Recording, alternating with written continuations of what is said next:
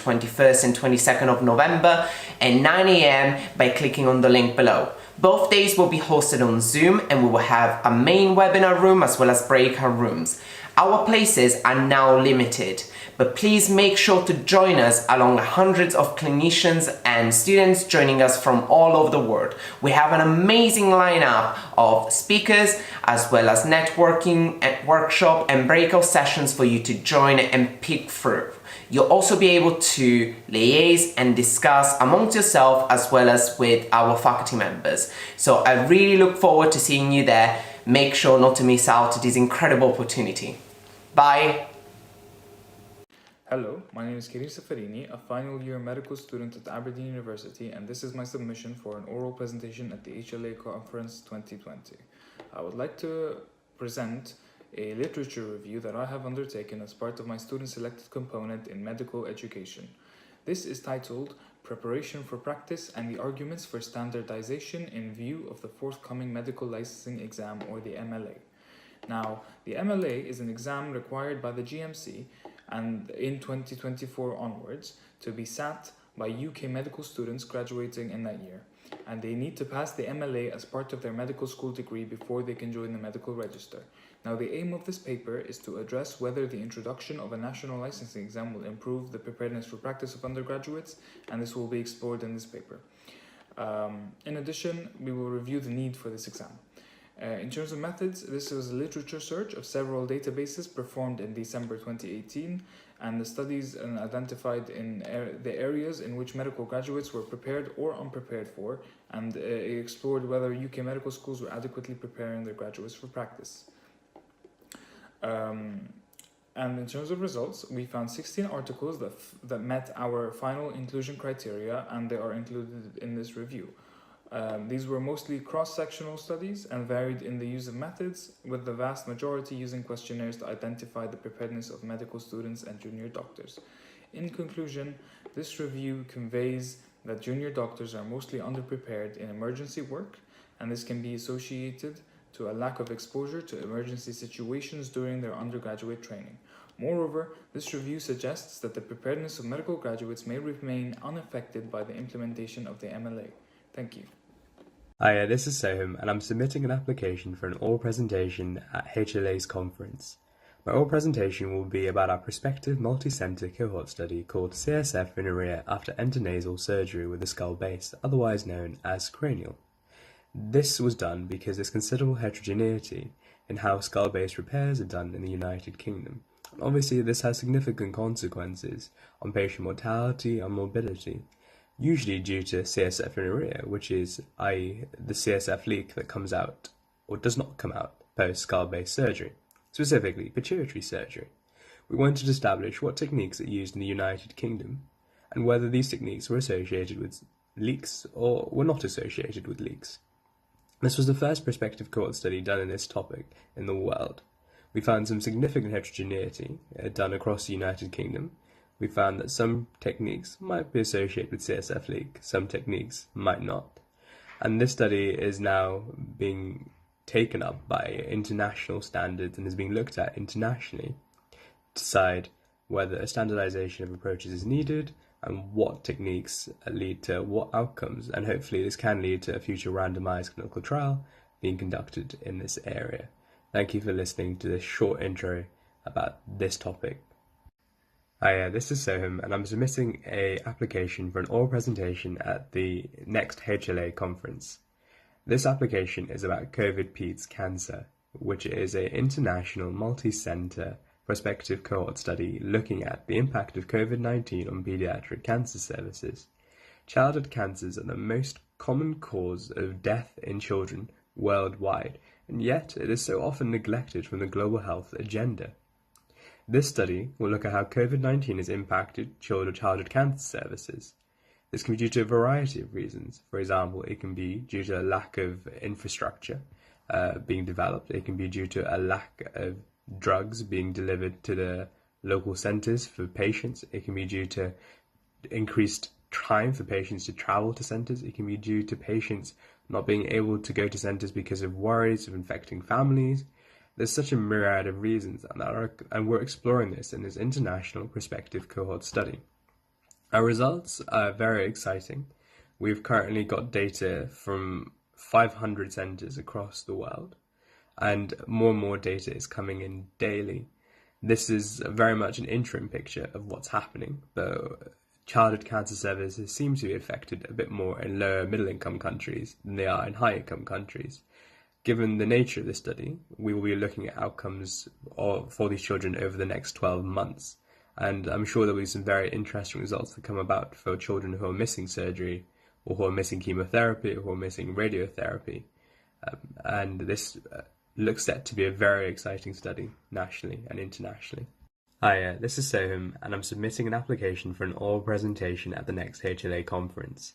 The project is called SPICE-19, which is a national multi-centre prospective observational study that has been looking at how COVID-19 has impacted medical students over the months of May to August, both psychologically and socially. Our results show that students have been affected in a myriad of ways. For example, their mood has decreased over time, but now it is increasing again, suggesting that there has been some transient effects of mood, but also perhaps a bit more permanent ones caused by the trauma of COVID-19 on a variety of reasons. A variety of reasons that were explored in the study, and reasons that came out included impact on medical education, the impact on exams, the impact on their social life and their ability to engage with family and friends. However, family and friends did come out as a point that was built upon during the COVID-19 pandemic. A lot of our participants felt closer to their family and friends and felt that their relationship had really positively been affected by the whole COVID-19 pandemic. Our students also asked for further support with regards to clarifications around course structures and how examination was progressed, as well as financial guidance over time. Financial guidance was sent, this request for financial guidance was sent to medical schools during the course of the pandemic, and since these were sent, the reports of needing financial assistance have significantly decreased, suggesting that medical schools have been providing financial assistance, or that the improvements in the economy, or the improvements in finances due to volunteering jobs, or working in healthcare via a myriad of other ways have helped finances. The final report will be circulated to medical schools soon to direct them towards how best to help their medical students. Thank you.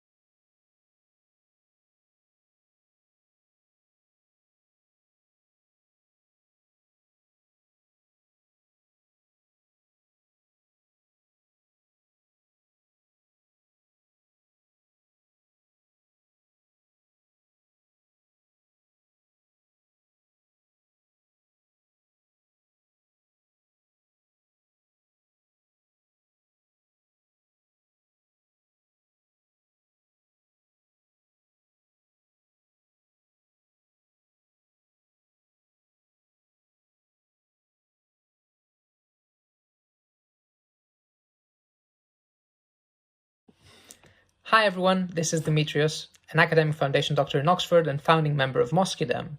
Mosquiderm is a multidisciplinary team of students from chemistry, physics, biology and medicine with a single aim. Every year, over 1 billion people suffer from mosquito-borne illnesses. Mosquitoes have already developed resistance to some chemical repellents, while others come with toxic side effects for humans. Bed nets and other preventative barriers are gold standard, but their use is limited indoors and their physical integrity can deteriorate with use.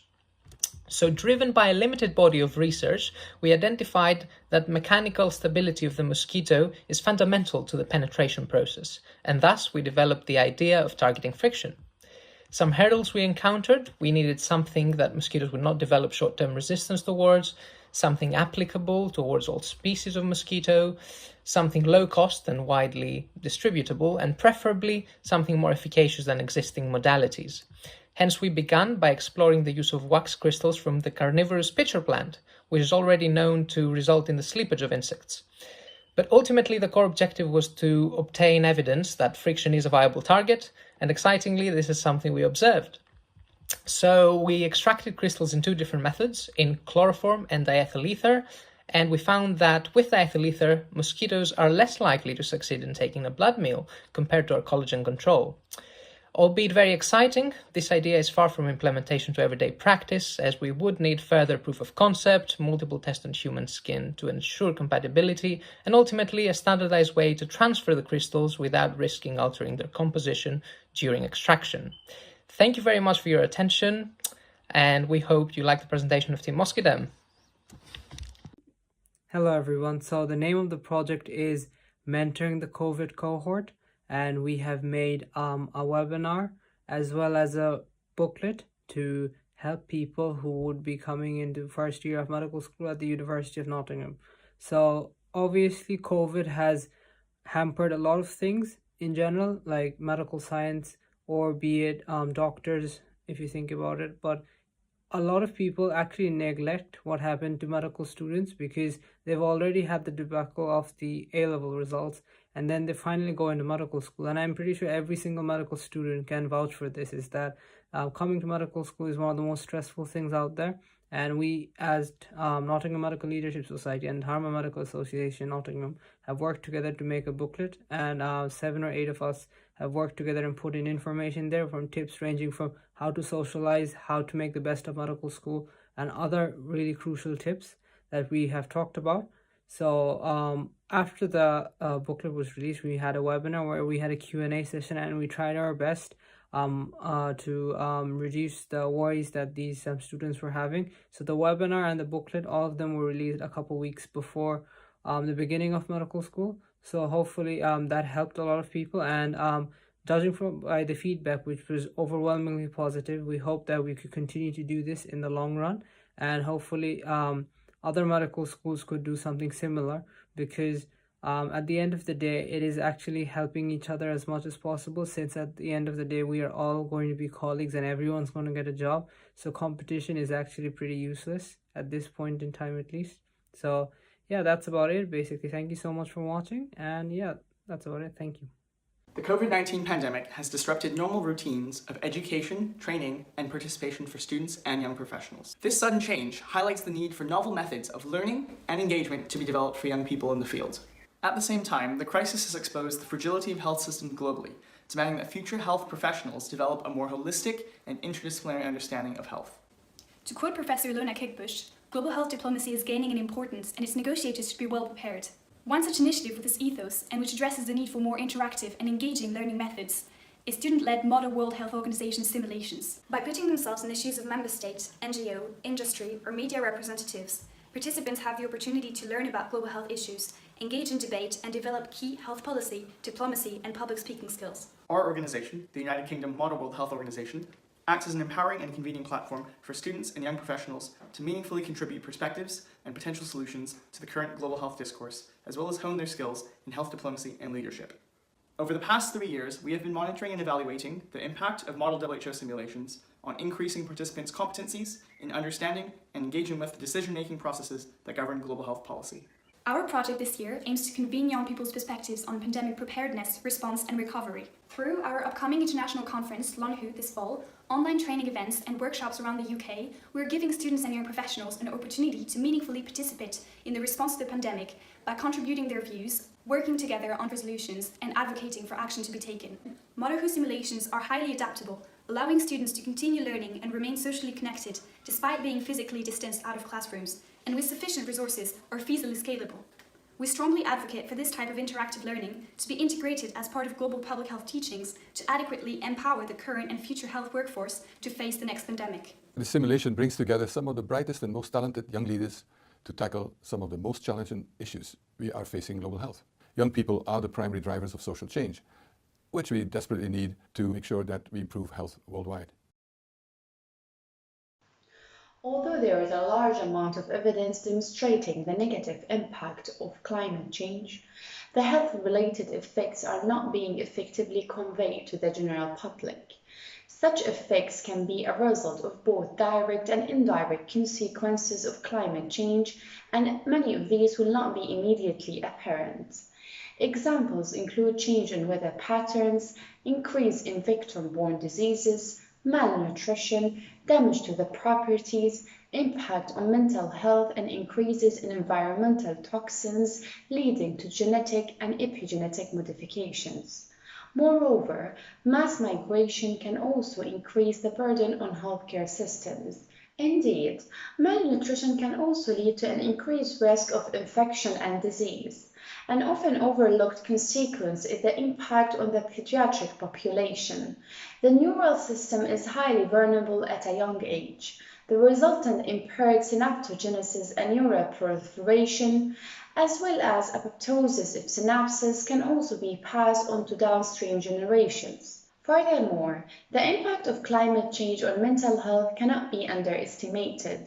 Changes in weather patterns, increased disease incidence, insecurity, and disaster-related psychiatric trauma can create a unique concoction for mental health conditions to manifest. Moreover, climate change will affect surgical practice through impaired post-operative recovery in malnourished patients. Weather patterns will also lead to a shortage of medical resources such as saline bags. As such, the potential impact of climate change on health is underestimated, and medical professionals are in a privileged position to be able to convey information to the public, as well as to advocate to the government on their patients' behalf to facilitate impactful changes. Thank you. Hello, my name is Pauline. I'm a medical student from Imperial College London. The research I have a pleasure to present on behalf of my group was on the use of artificial intelligence to improve patient flow on mental health inpatient units. One of the aims of our research was to devise recommendations for NHS trusts. We've noticed a gap in the literature as AI applications in mental health have been researched, and there were also some studies on improving patient flow with AI, but none in the context of mental health in patients. Our study consisted of literature review and interviews. The interviews with healthcare professionals allowed us to understand the issues with mental health and the general structure of patient flow. One area of problems was clinical management, such as medication trial and error approach, which extends patient length of stay in the hospital and increases the risk of readmission. Other issues included not enough funding and lack of continuity of care between community and hospitals. Interviews with AI experts discuss potential solutions to those problems. We've identified three main broad areas where AI can help. These include clinical decision support, community monitoring, and operational efficiency. The most specific solutions we discussed in our study include AI triage tools, AI-enhanced diagnosis and prognosis, real-time clinical decision support systems, digital phenotyping. The AI tools to improve workflows and operational efficiency included demand prediction, resource allocation, and streamlining admin tasks. Although AI offers many promising use cases, greater collaborative investment and infrastructure are needed to deliver clinically validated flow improvements. Concerns around data use, regulation, and transparency remain. With time, AI could play a crucial role in future healthcare and delivery of high-quality care in response to financial pressures. I'm Akash Narayan. I'm a core surgical trainee in London, and I'd like to share how over 3 years, starting with my leadership followed consecutively by my peers, we transformed a regional forum serving 1,800 trainees in one of the largest deaneries in the country. First, let's start with some context. After the first ever junior doctor strikes, there was unprecedentedly low morale. Regionally speaking, the forum was being underutilized. We had low attendance and low motivation. But after 3 years, here's where the forum is now. Educationally speaking, there was 2 QI projects being presented every month. So many that we even ran an international virtual conference with over 200 delegates and 143 abstracts. In terms of leadership, we ran an accredited leadership course for our representatives, developed our representatives at annual training days attended by 240 representatives. For the training support, we increased attendance of the forum on average from 6 to 40, and a trust representation from 77% to 100%. Implemented region-wide self-development time alongside Health Education England. Success is accredited to using 3 evolutionary principles: improvement, collaboration, and on-the-ground engagement. Encouraging and certifying quality improvement whilst developing trainees is beneficial for trainees, the trust, and ultimately patient care. We closely work with key stakeholders such as Health Education England, the Deanery, Foundation Programme Directors, with our reps even sitting on the Trust Foundation Board, BMA, Appeals, and even the Foundation Doctors Advisory Board. By using improvement to empower our trainees and drive change, we created a more appealing role which increased competition, choosing better reps and ultimately better representation. Thank you for listening to some of our successes. I hope you'll allow us to elaborate further at the conference. Mind the Bleep is a Wikipedia for new doctors. I'll talk about how it was set up, how it works, and about the future. I'm Akash, a medical registrar. During medical school, I learned to code, to share my exam resource and set up multiple teaching programs to supervise tutors. This year, I completed my postgraduate certificate in education, earning a distinction. Currently, I support a lot of FY1s and they find it quite difficult to transition to work. And so I set up an annual free course, leading over 20 tutors to get new doctors ready for work. Attendees loved the course, but wanted more. Mind the Bleep is an online platform that delivers exactly this. We have over 145 articles. From clinical and emergencies and all specialties, to doing administrative tasks like discharge summaries, but also wellbeing and employment support. Here are some examples.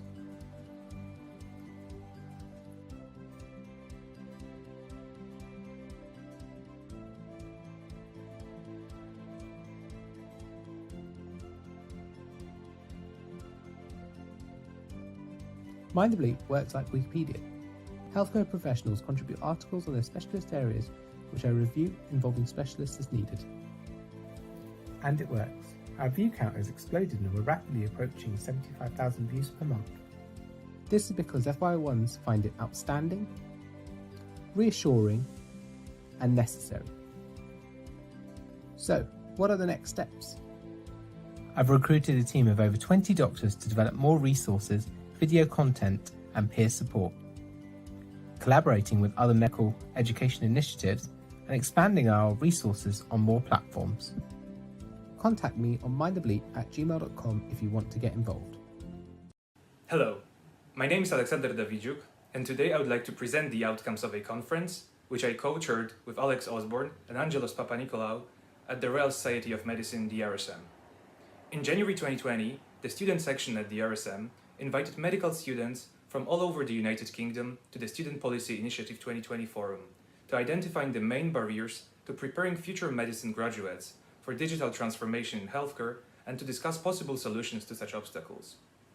Students attending the conference established that there is insufficient obligatory undergraduate teaching on digital technologies currently available for use in the clinical practice, such as telemedicine or mobile apps, as the main barrier to preparing for digital transformation. Moreover, they pointed out the limited appreciation of digital technologies that current medical students have, resulting from lack of education on the principles of programming, artificial intelligence, and big data management. A need for the introduction of formal compulsory teaching on these domains was suggested. However, there was also a demand for other extracurricular activities aimed at increasing awareness of digital technologies. Another barrier to preparedness for digital healthcare transformation discussed during the conference was the lack of understanding of the uptake of regulation of digital technology in the NHS. The respective roles of the Department of Health, National Institute for Clinical Excellence, NHS Digital or NHSX in promotion, evaluation, and approval of digital innovation were unclear to the students. What is more, understanding of the role of doctors in the regulatory and adoption processes was limited. Once all barriers were identified, the delegates debated solutions that could be implemented to overcome the existing obstacles. Medical students appreciated the coming digital technology-driven transformation of healthcare and advocated to take an active role in shaping the clinical environment in which they will practice as the doctors of the future. Hi, my name is Alexander Dawidziuk. And my name is Carol Chan. Today, we're going to discuss the objectives of a leadership program for healthcare students and young professionals that make it successful. The Healthcare Leadership Academy, the HLA, was founded in 2016 to provide leadership training for undergraduate medical students, junior doctors, and other early career healthcare professionals. 11 students and young clinicians who completed the 12-month-long HLA leadership course in 2016 to 2017 were interviewed. They were asked about their motivations, expectations, their understanding of leadership, and their experiences of the course. 3 main themes emerged from the analysis: personal development, social development, and project development. In personal development, scholars identified how the program improved their competencies, including communication and management of social media.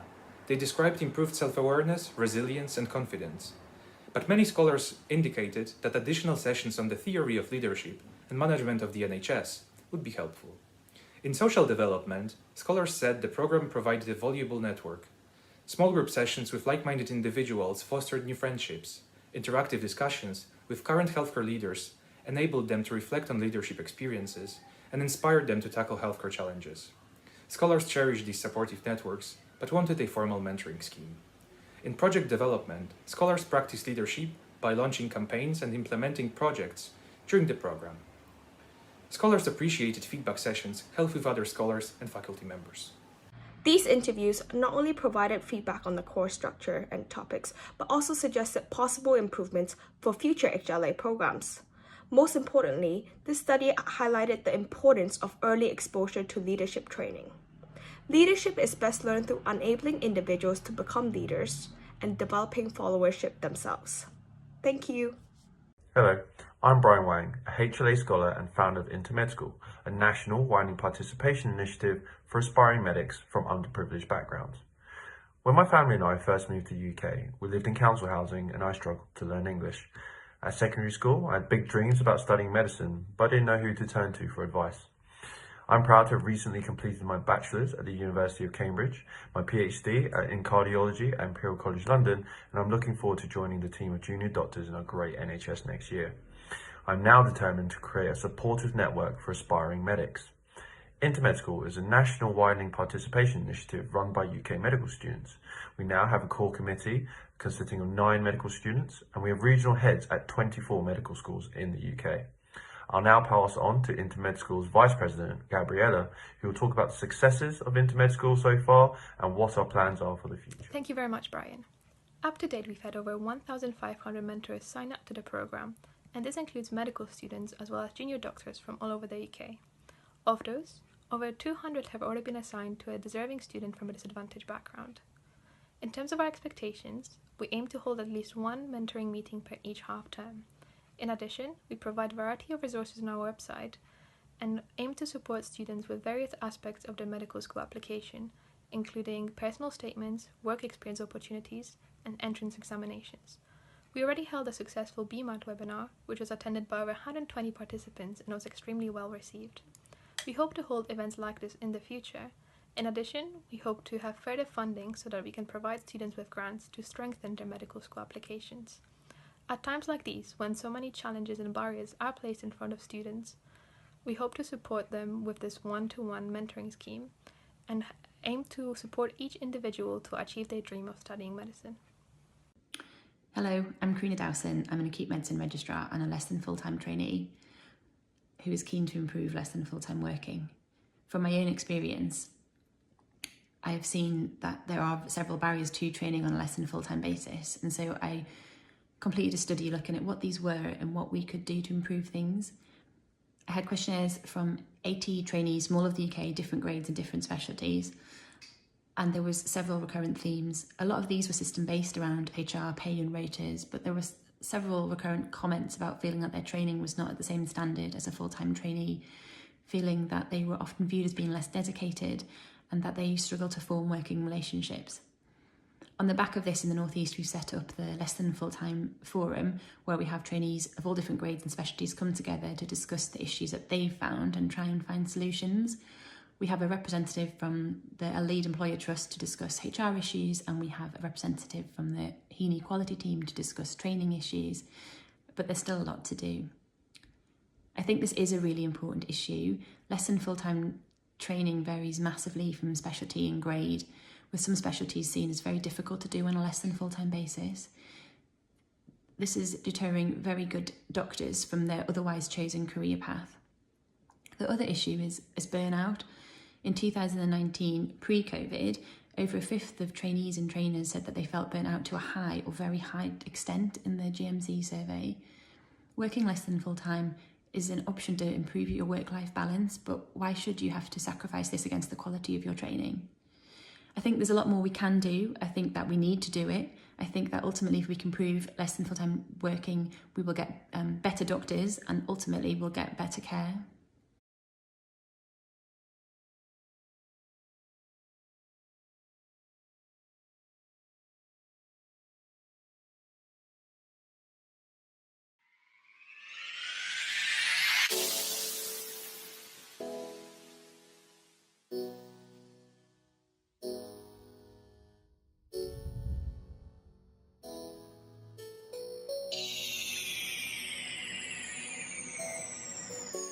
Thought-provoking and inspiring. Just the wide variety of speakers that we get to meet and the like-minded students that have the same ambitions, ideas and goals. I've been challenged. It's broadened my perspective. It's really given me the confidence to put myself forward in the future for leadership roles. So I applied to the HLA as I realised it was a unique opportunity for me to really develop my leadership skills, but also to continue myself on my leadership journey through mentorship and networking with like-minded individuals. So I think training in leadership is really important, and it's not just something that should be a box to be ticked. We care about our patients, but we want to do so efficiently, and if we're good at leadership, we can delegate the work to others and make the life easier. The HLA has empowered me by teaching me how to use tools to take my own ideas forward, and also to make me realise that although I'm still a medical student, I can make a difference. It's actually inspired me to really think deeply about who I am, not just as a leader, but as a person. House of Lords events were both very enjoyable and enlightening and helped me to progress and develop as a person. My experience of clinicians who have done this stuff, whether they're nurses, speech therapists, senior consultants, junior doctors, is your life is infinitely enriched in value terms by participating in leadership.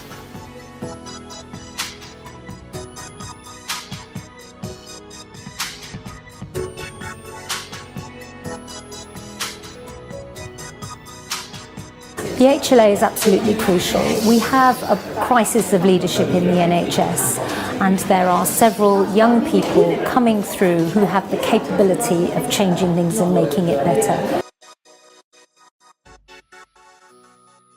Well, I never thought that I'd be sitting here on a Saturday morning talking to 100+ extremely talented young people. So there you are. One never knows where one's career is going to take one, and it's a great pleasure.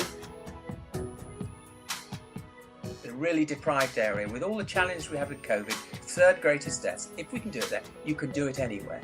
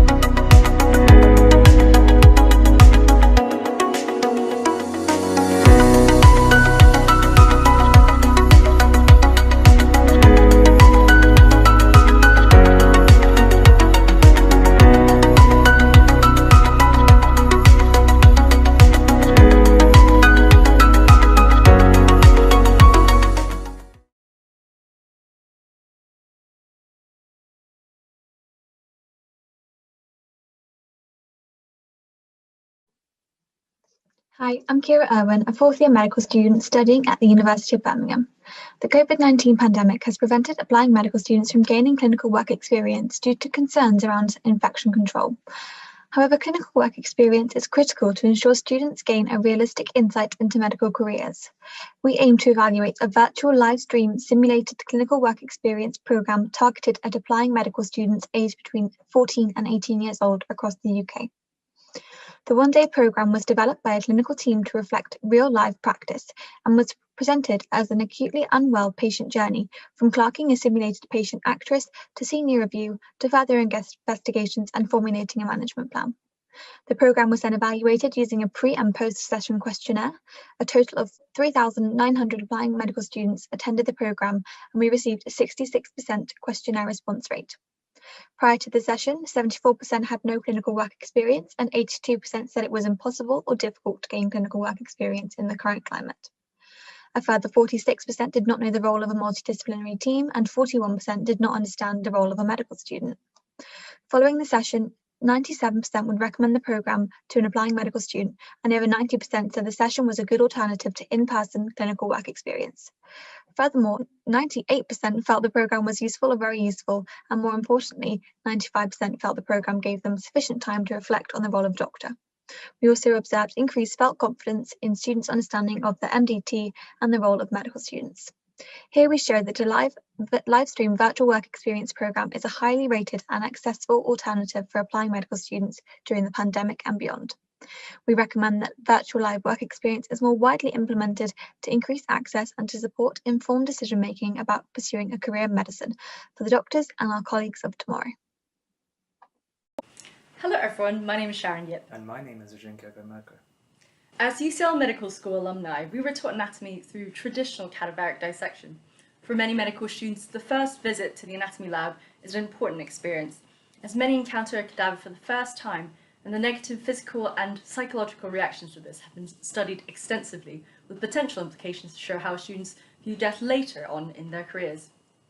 We noticed a gap in the literature on potential solutions to this.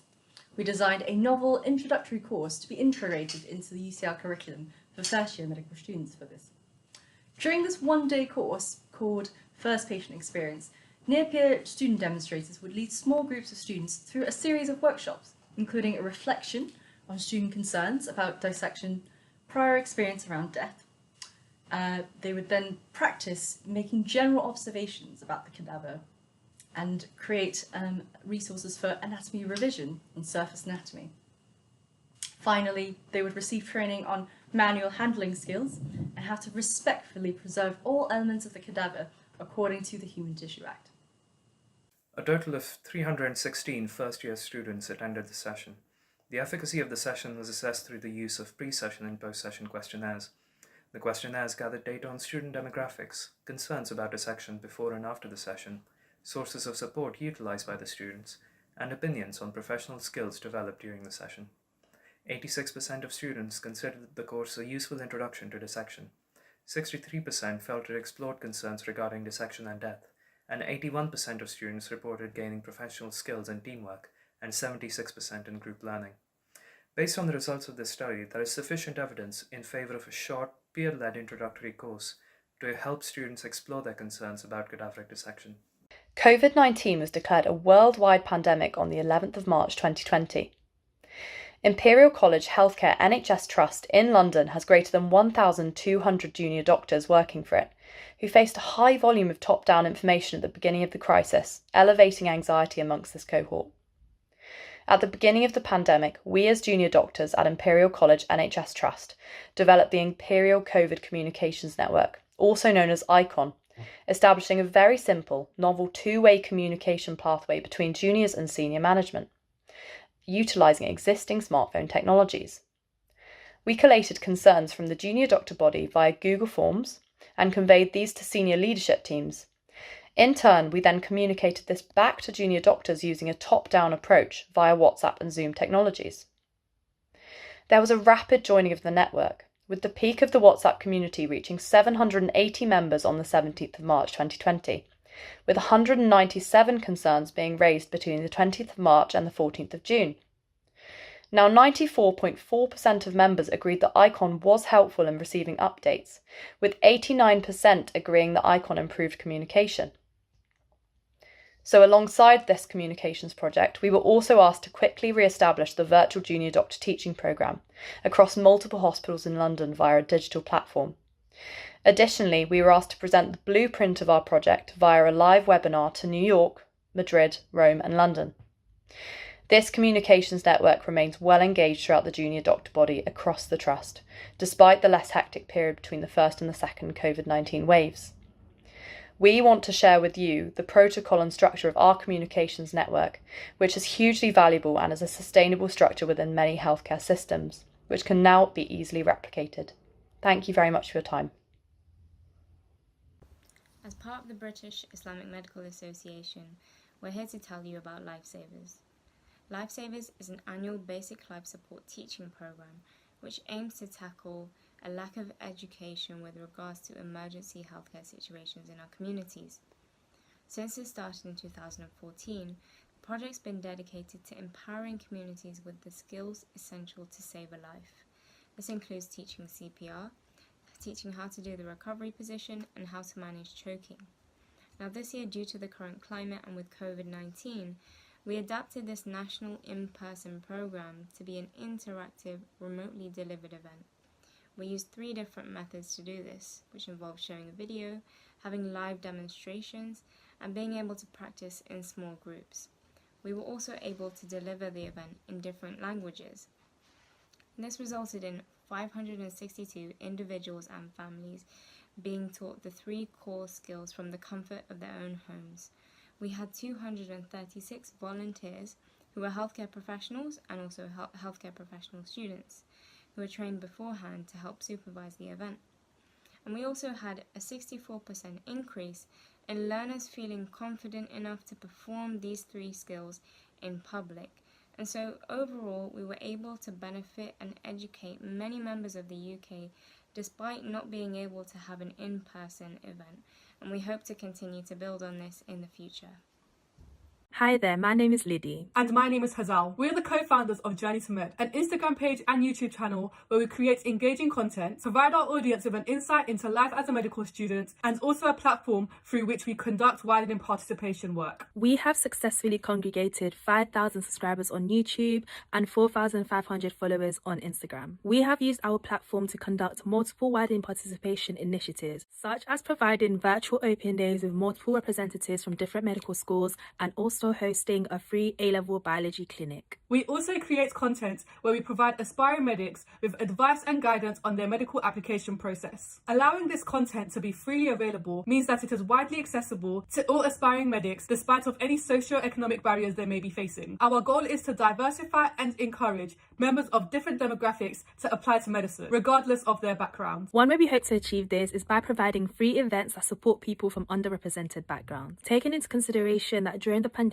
work experience was scarce, we held 2 rounds of the virtual science fair. This provided around 100 students with the opportunity to present any science-related topic to a panel of medical students. We reached out to medical students from universities across the country to build up our panel of judges. These events were way more successful than we originally imagined they would be, with high-quality presentations and thought-provoking discussions. Each student was marked out of 20 and was given a certificate and their mark, as well as feedback from each of the judges. We also received an array of positive feedback from participants and judges. This event had students participating from a variety of year groups, from year 9 to year 13 and even over 18s. From some of the data we collected, we learned that participants felt as though they improved on many essential skills such as communication, organisation, presentation skills and even time management. We are so ecstatic that the event was successful and that we were able to help many students. We hope to be able to discuss the details of this at this event.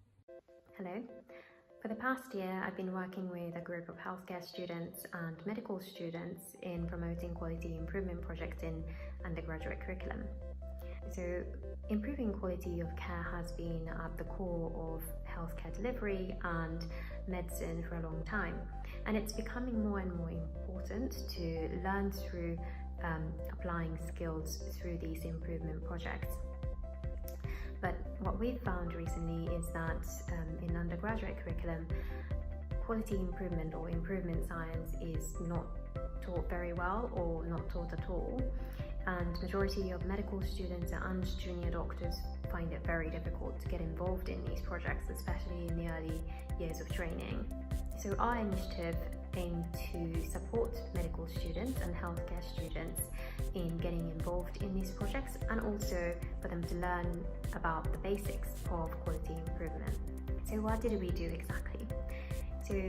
So far we've collaborated with junior doctors in hosting workshops focused around developing skills that you might need in leading quality improvement projects, and we've also hosted a number of webinars focused around QI basics and principles behind it, and we're currently hosting webinars on general medical leadership topics. So our plans going forward is to have more students involved in these hands-on quality improvement projects. Ultimately, we want healthcare students and medical students to graduate equipped with these skills to implement change and to continuously improve the quality of care that we deliver to our patients. Thank you.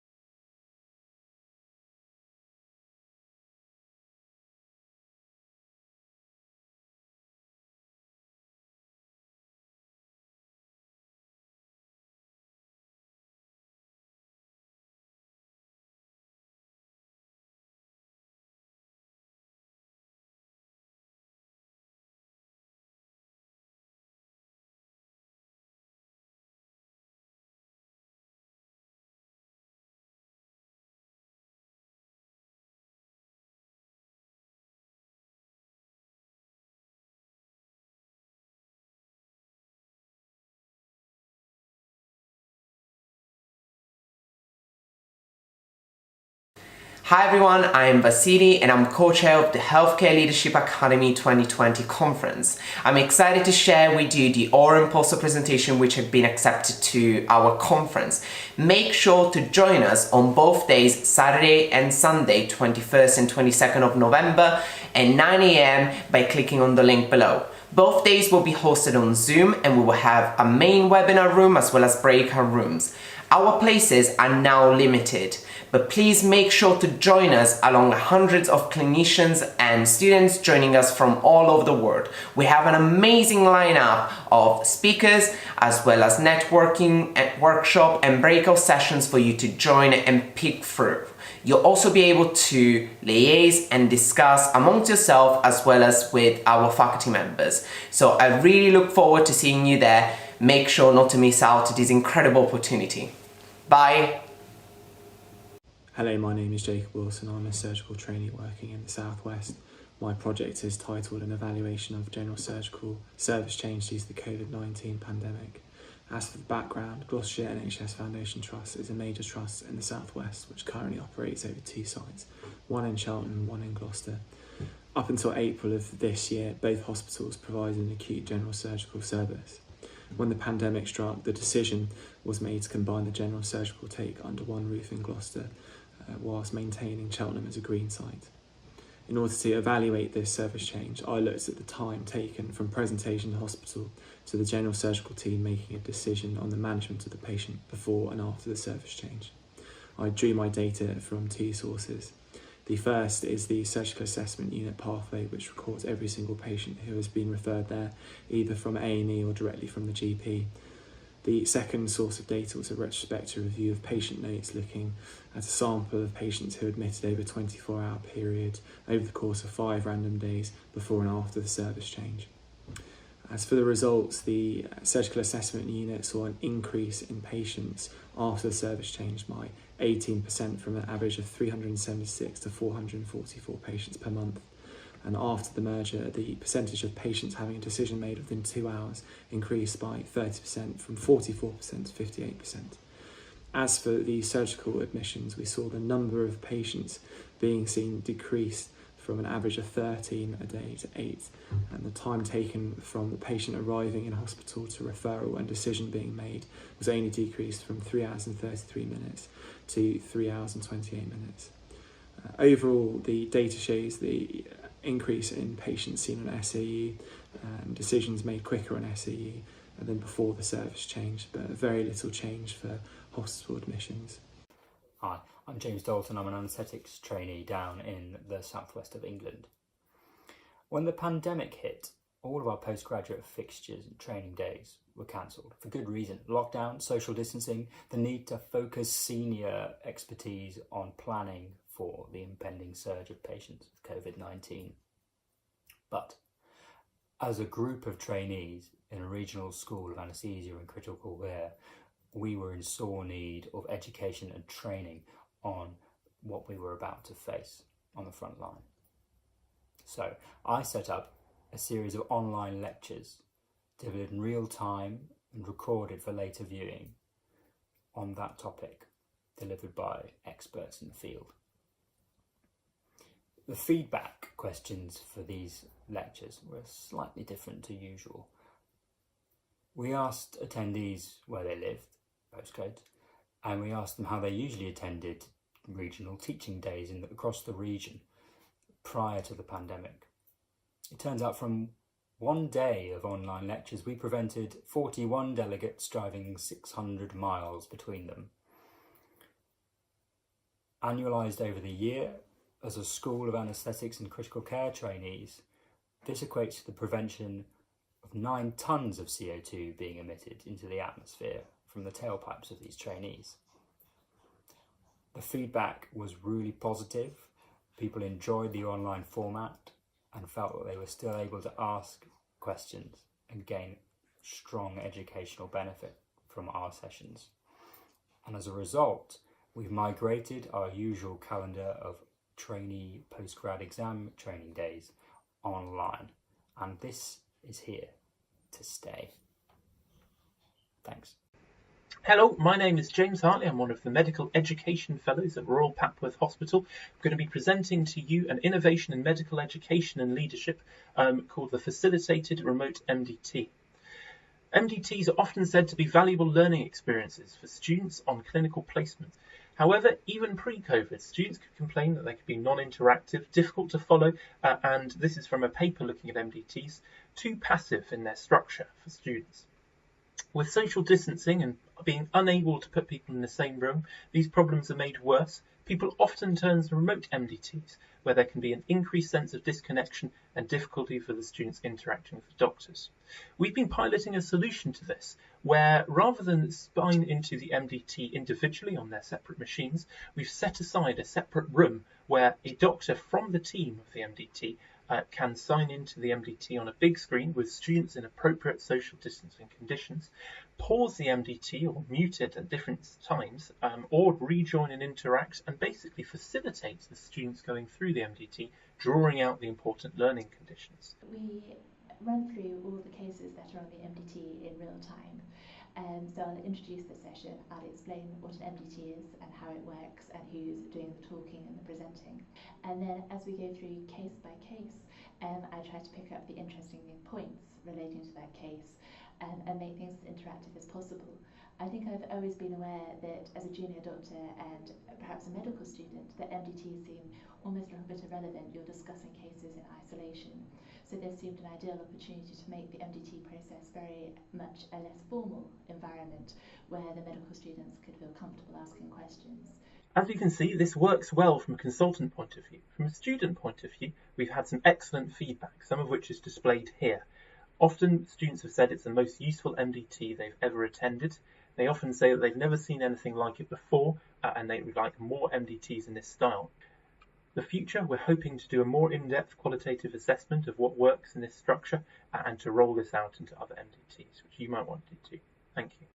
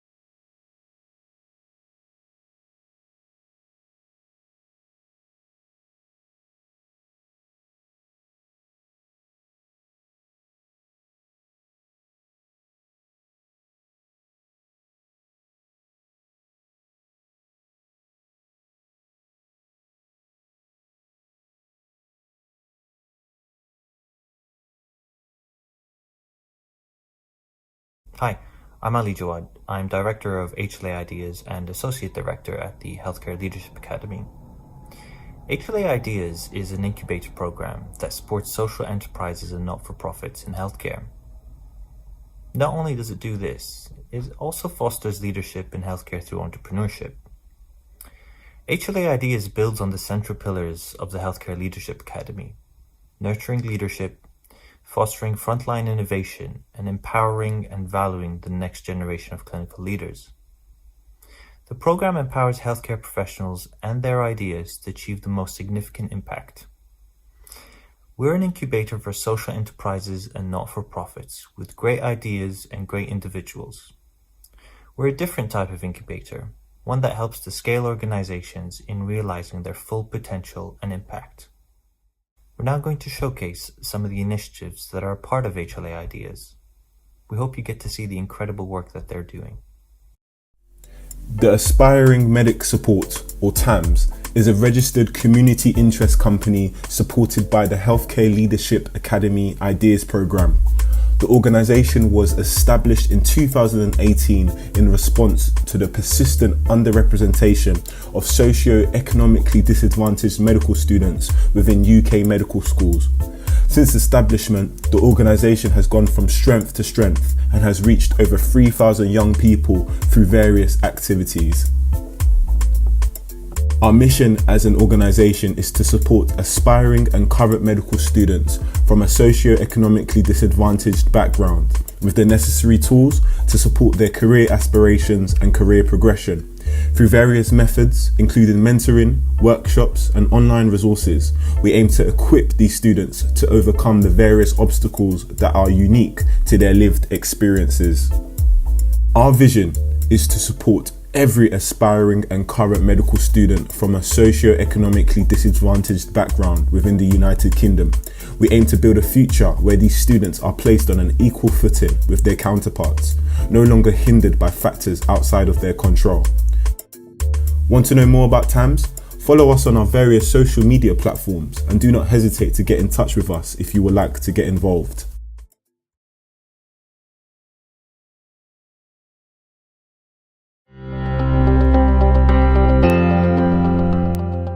Hi everyone, we're proud to introduce Med for All. Med for All advocates for a more inclusive healthcare system by providing practical tips to healthcare professionals on how to better support various patient groups.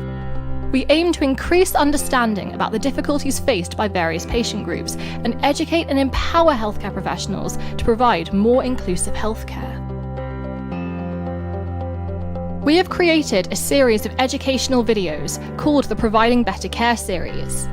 These discuss a range of topics such as providing better care to patients with sight loss or learning disabilities. Each video explores a patient's story and provides practical tips to healthcare professionals on providing better care, so you feel actively empowered to make a difference. We're steadily adding to our collection and have some exciting topics on the way.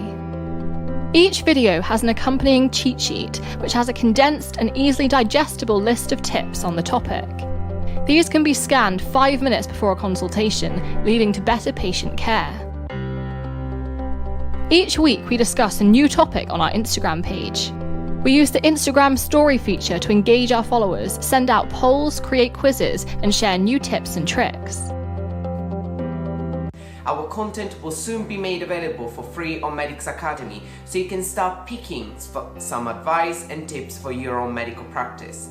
In the future, we would love to see our resources integrated in your own medical school curriculum and further used to develop training for all allied healthcare professionals.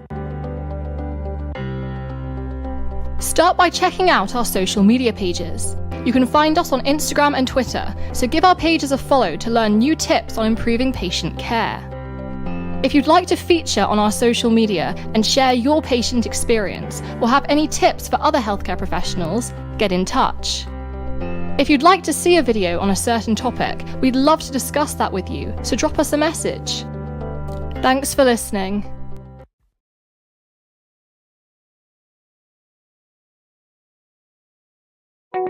Diversity in medicine is the future. but we know that the medicine journey will look very different for these two individuals. This doctor is more likely to face a number of different challenges that will in turn affect her career progression.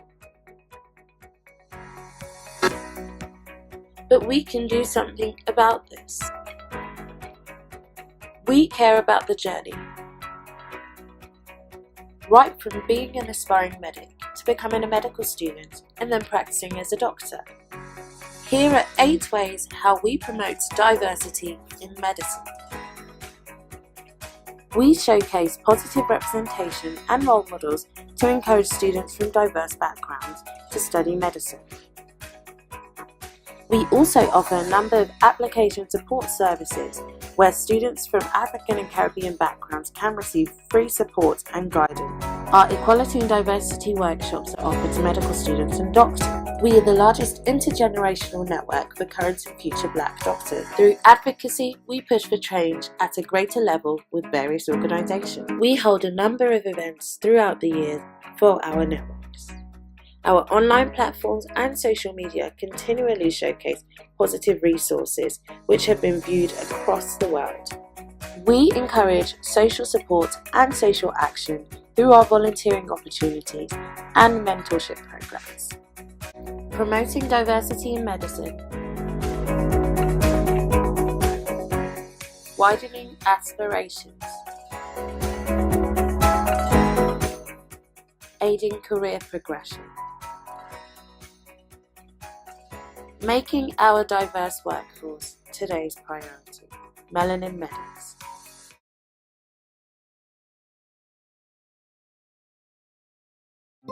We Are Medics is a thriving online community of over 8,000 young people dedicated to helping tomorrow's doctors today. We provide free open access information and support for young people applying to medicine and dentistry. The COVID-19 pandemic presented unique challenges to medical school applicants. These included the cancellation of work experience placements, changes to the format of admissions tests, and the closure of schools and sixth forms. As a result, many young people found themselves less able to access support from their careers advisors. That's why, in March 2020, we founded We Are Medics. Our content will always be free to use and access. We are committed to widening access to medicine and levelling the playing field for applications. Our Instagram account has grown exponentially since, with over 8,000 followers just 7 months later. We provide high-quality support and information in the form of engaging posts, videos, and live streams. In addition to our active social media presence, we have launched a series of ebooks which have racked up over 32,000 downloads so far. Young people and their parents contact us on a regular basis to express their gratitude for our services and support. We believe We Are Medics represents a new era for widening access initiatives. We are proud to be leading the way in online student-led widening access.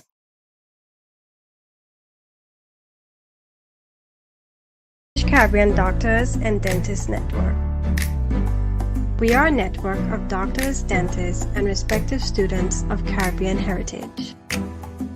The network was founded by Dr. Rochelle Pierre in November 2019. The aims of the network are to provide support and mentoring to Caribbean doctors, dentists, and students throughout training, to increase visual representation of Caribbeans in medicine. Growing up in London as well, I didn't see any young black doctors, and therefore it took me quite a while to think about becoming a doctor. So I think it's important for us to get to children when they're quite young, so that they have these thoughts in their mind and they can work towards it sort of throughout their life, rather than sort of at the end struggling to get through and to become a doctor. To become role models for young people, thereby raising aspirations. I wanted to be a doctor because the doctors are, because they changed my mind and they inspired me. So it's very good that I wanted to be a doctor now. Because before I said I wanted to be a boxer. To advocate and educate regarding health inequalities. To provide input around equality, diversity, and inclusion policies. And to provide health promotion to our community.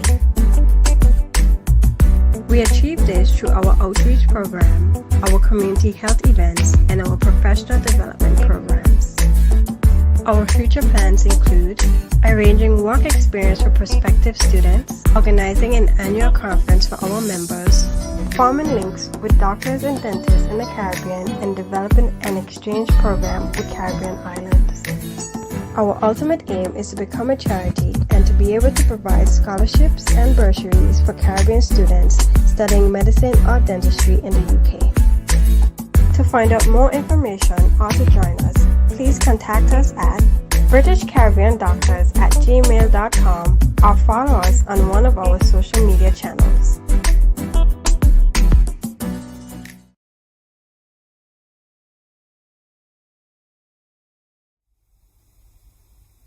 Well, as you can see, the individuals, the initiatives, and the work that they're doing is exceptional. Now, many healthcare professionals have extraordinary ideas and visions of how our society and the healthcare system could be better. They also care deeply about making as much of an impact as possible. They're hardworking, committed, and ambitious. These are the qualities of some of the most successful leaders of social enterprises. However, many healthcare professionals lack the experiences and skills to take their ideas further than the initial stages. They also run into problems with sustainability, financial modeling, design, networking, and many more issues. Our experiences since the inception of the HLA ideas has demonstrated these issues are true and especially prevalent amongst early stage professionals who are engrossed in studies and training. If you have an initiative that you think would apply to HLA ideas, then please get in touch. To find out more about HLA ideas, please go to the healthcareleadership.academy/ideas. Hi, I'm Jazz. I'm one of the Foundation Year 2 doctors working in Noties and Hartlepool Foundation Trust. And today I'm going to talk about the future of prescribing an innovative admission pack that we've designed. Having experience working as a Foundation Year 1 doctor and observing my fellow Foundation Year 1 doctors in a surgical decision unit or in District General Hospital, it showed me how busy it can be. Picture this, the SHOs just called you to update the handover list. The surgical registrar has just informed you there's a patient to be clocked in, and you've got 10 patients awaiting admission medication as well as regular medication to be prescribed. What do? This is a typical day of a Foundation Year 1 doctor, and to help with the better quality of care, I've basically liaised with pharmacists, ward matrons, patient safety, the IT team, as well as fellow Foundation Year 1 doctors to design an admission pack. This comprises of VTE prophylaxis, analgesia, antiemetics, antibiotics, laxatives, specialist urological and surgical drugs that are specific to the trust as well. And from this, the difference that this made was basically instead of having to type each medication up per patient on an online system we call Tracker, we created this admission pack that only required tick boxes of pre-prescribed medication with doses as well as routes of multiple possibilities offered on our pack. And the advantage of the tick box is that it basically still requires a doctor to sign off on it before it can be authorized, which makes it safe. And we did a pre and post questionnaire which revealed the benefits included shorter time of prescribing per patient. It was an advocate of patient safety as it was included VT prophylaxis as well as limited prescribing error given prefixed doses and routes. It also included better patient care as analgesia and antiemetics were given in a timely fashion. And last but not least, it improved the quality of life of junior doctors all around us. Hello everyone, my name is Manu. I'm an academic F2 with an interest in surgery. I'm currently on my ENT placement in Oxford, and I originally had high hopes for the job in terms of getting experience at hands-on procedures, but obviously that's been hard in the current environment. It's difficult to develop as a future surgeon without these experiences. One of the solutions to this has been to encourage the use of simulation by trainees, but good models cost a lot of money and access is quite limited. So we've been developing low-cost, high-fidelity simulation tools. We've called the project I'm presenting today the Rigid Endoscopic Trainer, or RET for short. Rigid esophagoscopy, placing a metal tube directly into the esophagus, is quite difficult, and it's easy and common to damage the teeth and the oral cavity, and even to perforate the esophagus. It's however quite common and one of those things you're expected to do before becoming a registrar. So we bought an £11.50 force-sensitive resistor, connected its sensing pad to the mouth of a basic mannequin. This allowed us to measure the pressure that the user was inadvertently exerting on the mouth. To validate our tool, we invited consultants, registrars and SHOs to have a go, and we found that the more senior your position, the less pressure you exerted. We next thought of how to give the SHOs good experience. We thought we could teach them how to do it, give them tips, but with COVID and social distancing, it's difficult to get consultants to observe you. We wanted a more sustainable solution, so we thought we'd give trainees no guidance whatsoever, but just live feedback of the pressure they're exerting. After 5 attempts, all the SHOs showed some improvement, some getting to the level of the consultants. We're now currently galvanizing the other trainees to get them to design and implement other such models, not just in Oxford but around the region too. In summary, our innovative RET tool allows low-cost, high-fidelity simulation training. Hello, my name's Megan Annetts and I'm a final year medical student at Barts in London. Last year I took a sabbatical from my studies to be president of the Students' Association. Nowhere on my manifesto did I mention leading the students through a global pandemic, but that's the position I found myself in. I was put on a very steep learning curve of both medical education and leadership, and I would like to share this experience with you so that when you find yourself either leading or being a member of a team facing an unfamiliar situation, you can utilise some of the lessons learned and approach the situation with a strategy. In March, I recruited and allocated over 370 students to help the NHS. In particular, the trusts and GP practices that provide us with clinical education.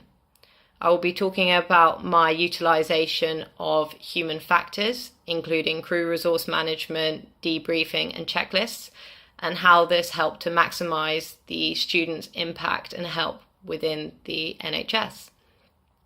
I'll also be talking about some of the barriers and challenges that I faced and how I overcame these, including managing the discrepancies between trusts and the impact that this had on the students, as well as how I managed situations when different stakeholders could not reach an agreed consensus. Finally, I'll be touching upon self-awareness as a leader and how to notice the symptoms of when you have reached your bandwidth.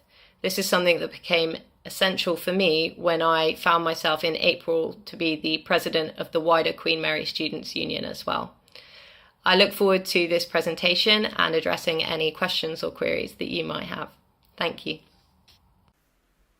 Good morning, my name is Naila Chauhan, and along with my colleagues Zara Arzuki and Naira Khan, we present our research titled Inclusion of Migrant and Ethnic Minority Groups into Healthcare and the Medical Curriculum.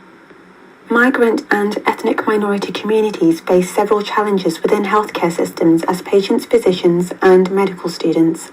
For health inequalities to be addressed, changes need to be made within our healthcare systems, starting from how the medical curriculum is taught to prospective clinicians. Informed by our review of the literature, we present 10 ways to challenge the difficulties migrant and ethnic minorities face in the healthcare by incorporating patient, physician, and medical student factors into the medical school curriculum and healthcare. Our recommendations are as follows, which we hope to expand upon if given the opportunity for an oral presentation. Firstly, the development of health inequality workshops with a focus on minority groups, the inclusion of darker skin within the medical curriculum, recognising and mitigating biases, addressing the differential attainment gap, promoting people of colour examination focus, delivering cultural and religious sensitivity training, tackling racial discrimination on the wards, addressing the minority within the minority, migrant and ethnic minority women, establishing a more inclusive dress code policy, and finally, further research into migrant and ethnic minority health outcomes. To conclude, we hope our 10 points will inspire efforts to tackle inequalities and open further dialogue into other actions that can be taken in an attempt to make for a more inclusive healthcare system. We would like to present our original research that looked at the use of educational seminars to improve health-seeking behaviours in pregnant women in rural Bangladesh. To give some background information, currently 99% of maternal deaths occur in developing countries, with Bangladesh continuing to have one of the highest maternal and neonatal mortality rates in the world. This is where MAR steps in. The Maternal Aid Association is a student-founded charity committed to improving the state of maternal healthcare in Bangladesh, and one way of achieving this has been through the development of maternal health seminars for rural populations. We set up a 4-day mobile maternal health screening camp in rural villages. A total of 400 pregnant women attended, and they received basic healthcare checks and a consultation with a doctor.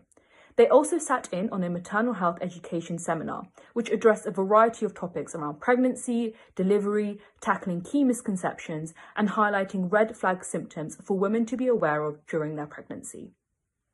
At the end of the seminar, the participants were asked to fill out a questionnaire. This further explored the individual experiences of pregnancy, the engagement with healthcare facilities, and also the impact of Mars maternal health seminars.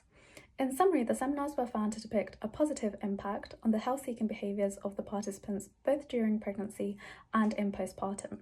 In particular, improvements were seen with the women's acknowledgement of the need to exercise and also in the importance of health checkups, as well as in the awareness of red flag symptoms during pregnancy, such as those related to preeclampsia. However, there were some limitations with the study, in particular around the sample size and language barriers, which we would like to discuss further. Thank you for listening, and see you soon.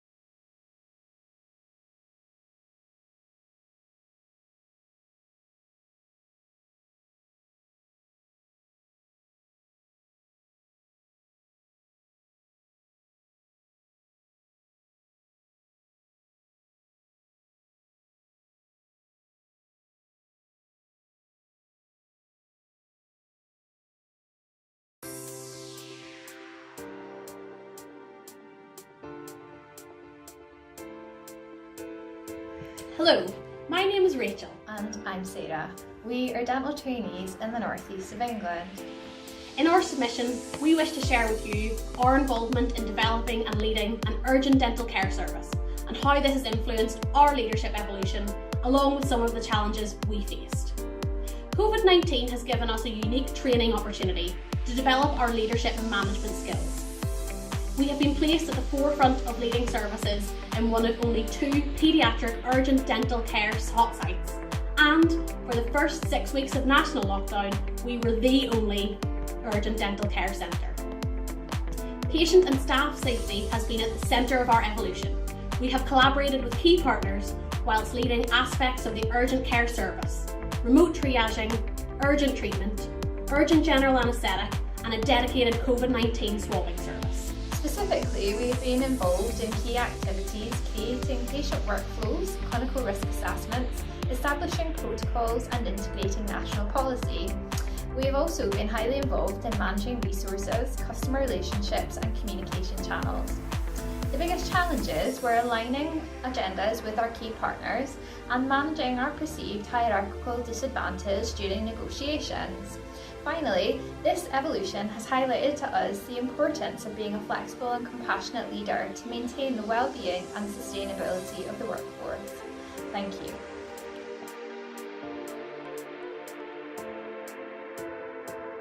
The British Caribbean Doctors and Dentists Network. We are a network of doctors, dentists, and respective students of Caribbean heritage. The network was founded by Dr. Rochelle Pierre in November 2019. The aims of the network are to provide support and mentoring to Caribbean doctors, dentists, and students throughout training, to increase visual representation of Caribbeans in medicine. Growing up in London as well, I didn't see any young black doctors, and therefore it took me quite a while to think about becoming a doctor. So I think it's important for us to get to children when they're quite young, so that they have these thoughts in their mind and they can work towards it sort of throughout their life, rather than sort of at the end struggling to get through and to become a doctor. To become role models for young people, thereby raising aspirations. I want to be a doctor because the doctor said, because they changed my mind and they inspired me. So it's very good that I wanted to be a doctor now, because before I said I wanted to be a boxer. To advocate and educate regarding health inequalities. To provide input around equality, diversity, and inclusion policies. And to provide health promotion to our community. We achieve this through our outreach program, our community health events, and our professional development programs. Our future plans include arranging work experience for prospective students, organizing an annual conference for our members, forming links with doctors and dentists in the Caribbean, and developing an exchange program with Caribbean islands. Our ultimate aim is to become a charity and to be able to provide scholarships and bursaries for Caribbean students studying medicine or dentistry in the UK. To find out more information or to join us, please contact us at britishcaribbeandoctors@gmail.com or follow us on one of our social media channels. Students for Global Health is a national youth advocacy network with over 35 branches across the UK. We fight for global health equity and are also part of the International Federation of Medical Student Associations. As future health professionals, we would like to propose an oral presentation at the Healthcare Leadership Academy Conference focused on the need for the health profession to educate and advocate on climate change and health. Climate change represents a grave threat to the human right to health, which is already a challenge for so many communities across the globe. The health impacts of climate change, along with other planetary effects, are an issue of injustice and inequality. Those least responsible for climate change will suffer the most from its consequences. But what can the healthcare community do to prevent a catastrophe for patients and populations? We believe that leadership from the healthcare sector and changes to education are a vital piece to this puzzle. Health puts people at the centre of this crisis and can bring the harsh reality into focus. From the direct impacts of heat waves, to changing disease vector populations, to the potential for war and conflict over scarce resources, there is no part of medicine not impacted by our warming world. We need medical education that equips us to deal with these health impacts. And that's why at Students for Global Health, we're campaigning for universities to put climate change on the medical and health curriculum. And we'd love to talk about this at the conference.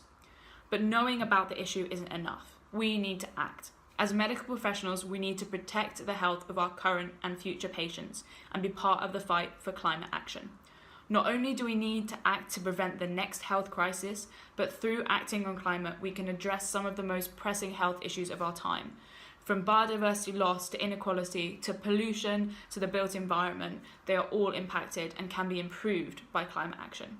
We would love to speak at your conference on this incredibly important issue, and we hope to hear from you soon. Thank you. Healthcare algorithms can be biased, and this can prove to be dangerous in healthcare. Deep learning algorithms suffer from a fundamental problem in that they adopt the unwanted biases from the very data that they're trained on. In healthcare, this can lead to poor diagnoses and poor care recommendations. So what is algorithmic bias? The tendency of artificial intelligence to make decisions that can give an unfair advantage to a certain group or demographic. Most advancements in artificial intelligence are based on machine learning or deep learning.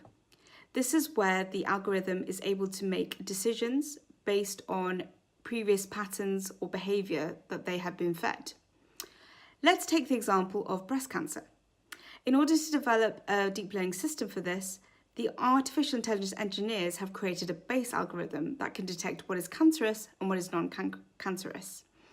In using this information, they can make predictions on the mammograms that they hadn't even seen before. But this has other problems. They can often adopt unwanted biases found in the data that they're trained on. So if the data is very limited to a particular group of people, it will be less likely to perform accurately when compared to other demographics. For example, in skin cancer detection algorithms, it is less accurate on darker skin patients when compared to fairer skin patients. And this is mainly because artificial intelligence were mainly trained on the images of light-skinned patients. So the recommendations are that the engineers of the artificial intelligence systems need to take steps to reduce and remove this bias. And the machine learning algorithms can often find data that points that indirectly represent problematic biases. Hi everyone. Med4All advocates for a more inclusive healthcare system by providing practical advice to healthcare professionals on how to provide better care to patients. We aim to increase understanding about the difficulties faced by various patient groups and educate and empower healthcare professionals to provide more inclusive healthcare. We are already passionate about Med4All because we feel it can help prepare you for those infrequently taught situations where you may otherwise feel a bit anxious. Every week, we discuss new topics on our Instagram page, and we use the stories to send out polls and surveys and to give a perspective into the students' experience of healthcare.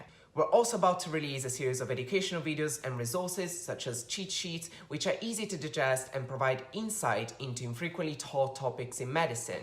Lastly, we're currently developing a new project which focuses on patient perspective and will allow them to share their healthcare experiences and provide advice to healthcare professionals. Med4All has produced 4 videos for the Medics Academy website, and this covers hearing loss, sight loss, learning disabilities, and hard of hearing patients. It's all part of our Providing Better Care series. We also use Twitter and Instagram to distribute information, and we receive regular positive feedback. We aim to partner with medical schools to enable effective teaching and communication skills by incorporating Med4All videos and learning materials into medical curricula. We further hope to extend our reach and impact across the general medical community by growing our social media presence, developing further resources which can then be used either for general communication training as well as targeted resources for particularly challenging situations. So don't forget to click follow. Bye!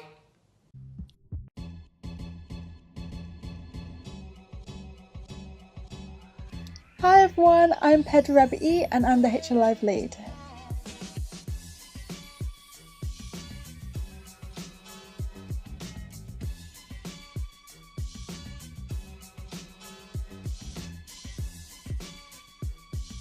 So, what is HL Live? I don't think even I know. HLA Live is a weekly webinar series that holds conversations with interesting people across healthcare and a wider society. Thank you, Google. But seriously, HLA Live is this amazing. It's not gonna work.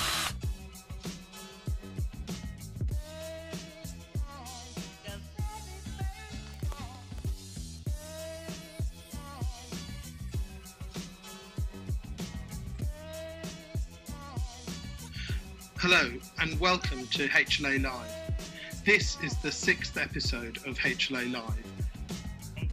Good evening, everyone. I am really excited to be chairing tonight's meeting. Hello, I'm Alistair.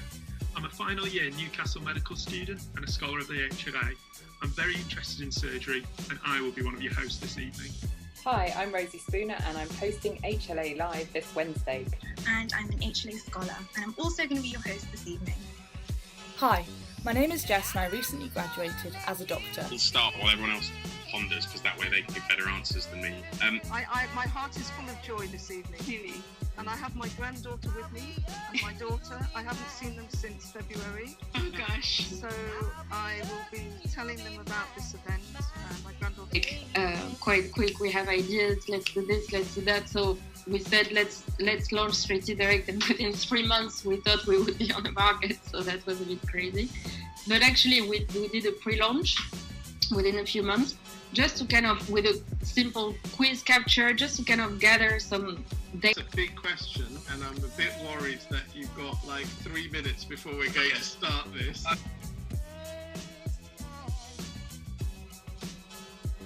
Cool. We're clear. Well done, everyone. That was really cool. That was really powerful. There was so many really good points made.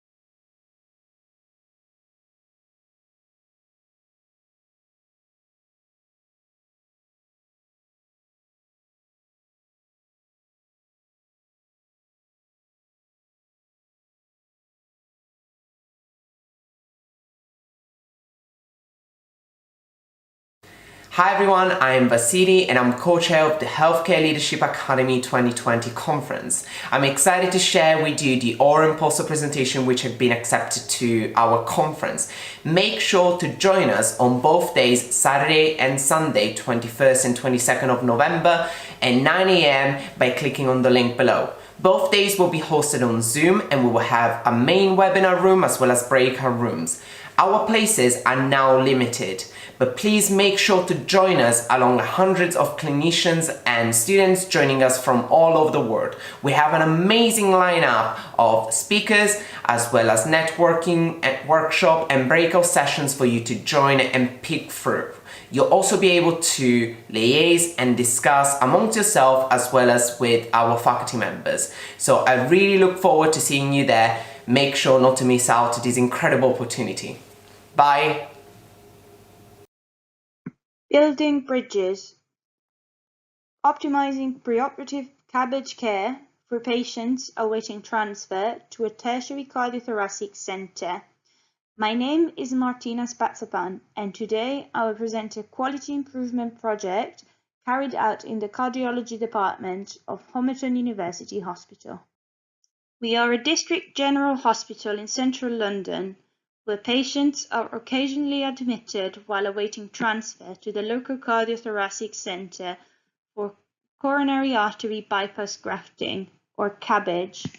Due to the relative infrequency of cases, our ward staff reports limited experience looking after patients awaiting CABG, which can in turn lead to suboptimal care.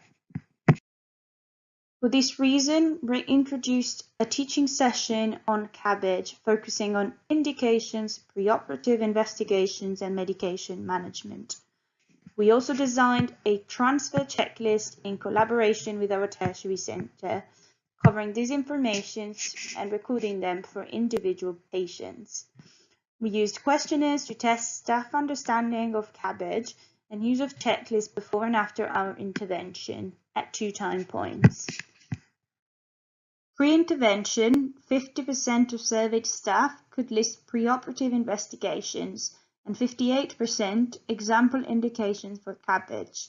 Post-intervention, this increased to 87% and 100% respectively. 0% reported use of any checklist pre-intervention compared to 87% after. We have demonstrated improvement in understanding of CABG and implementation of a checklist.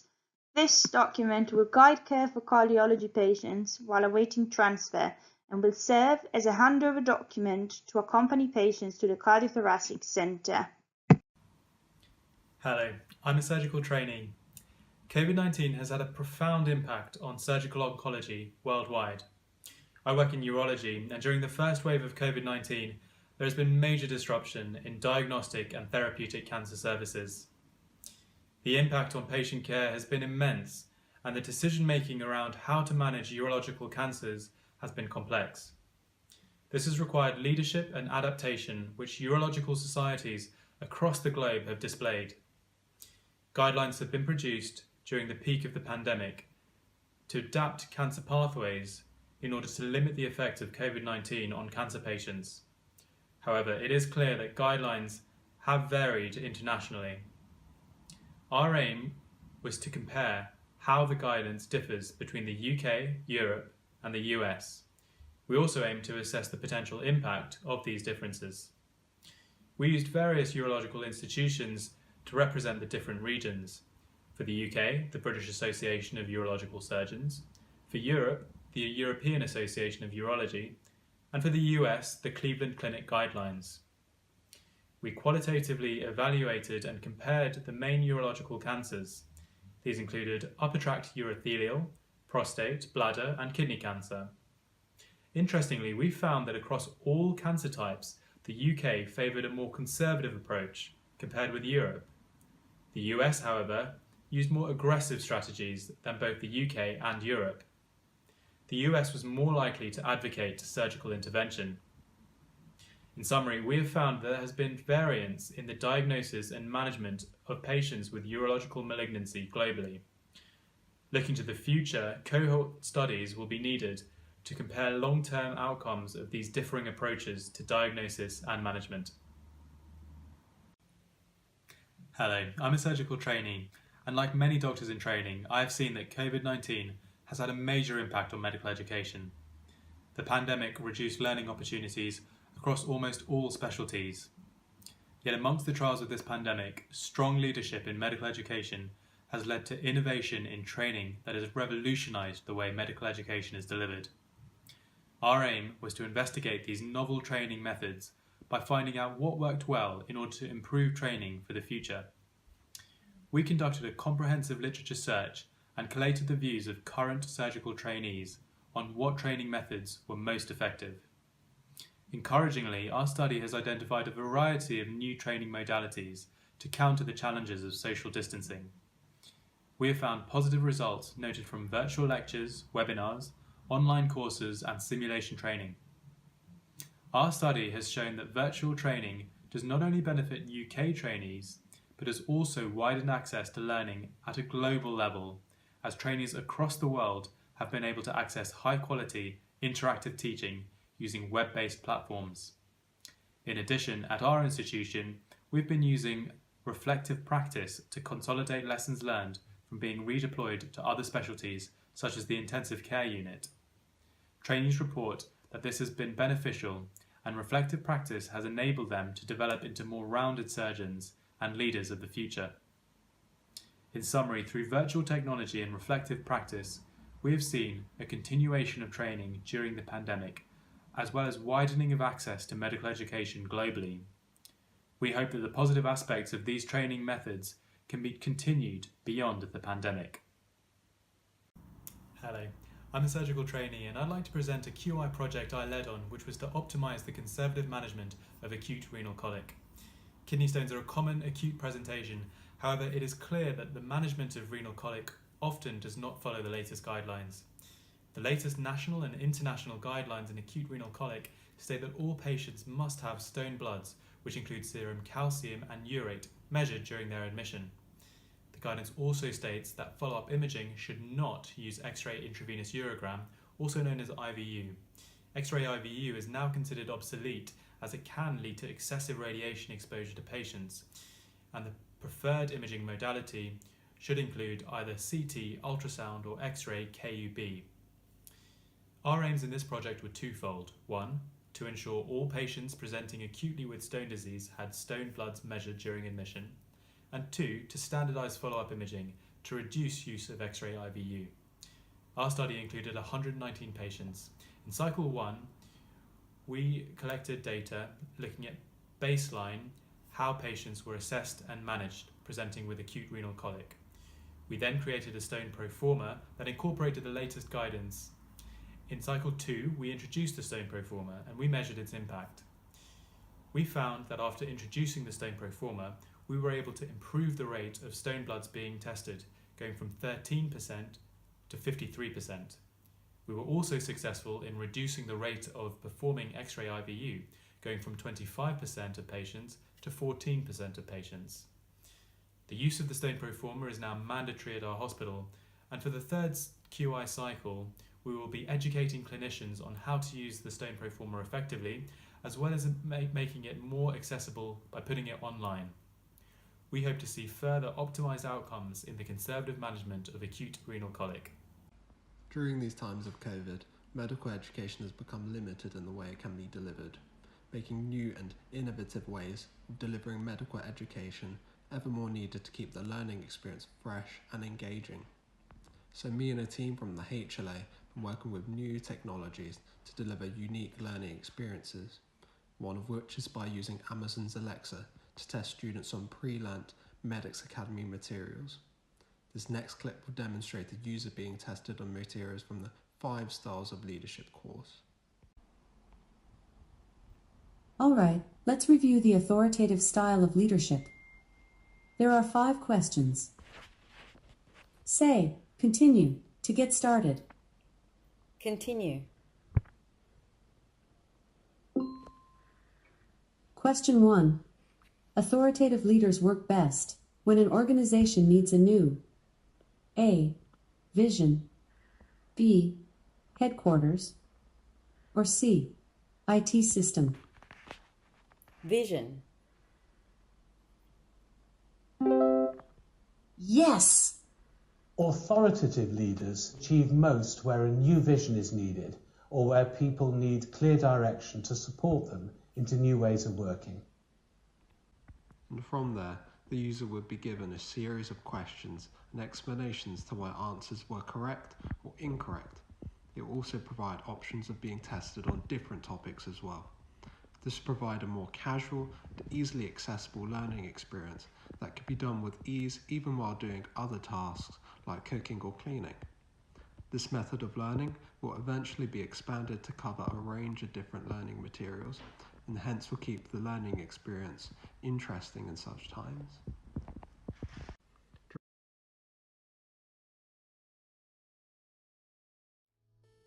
Of atrial and ventricular activity. There is no relationship between a P wave and QRS complexes, and a cardiac output is maintained only by ventricular escape peaks. In the first instance, clearance of the nose is done with nasal saline or water drops. The secretions will likely reaccumulate within 10 to 15 minutes.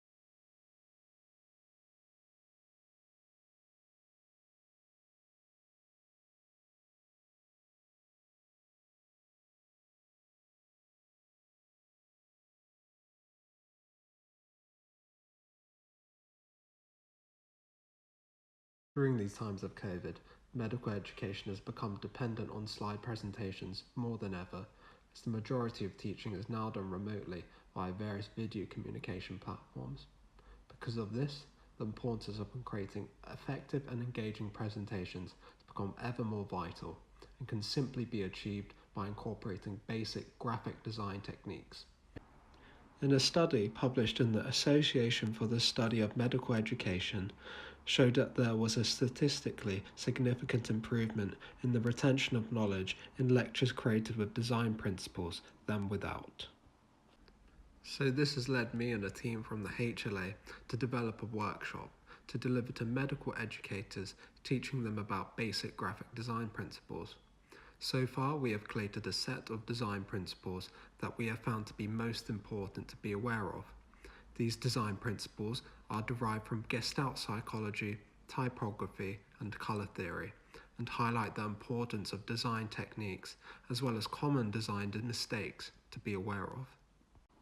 In this quick demonstration, you can see slides created without using design principles.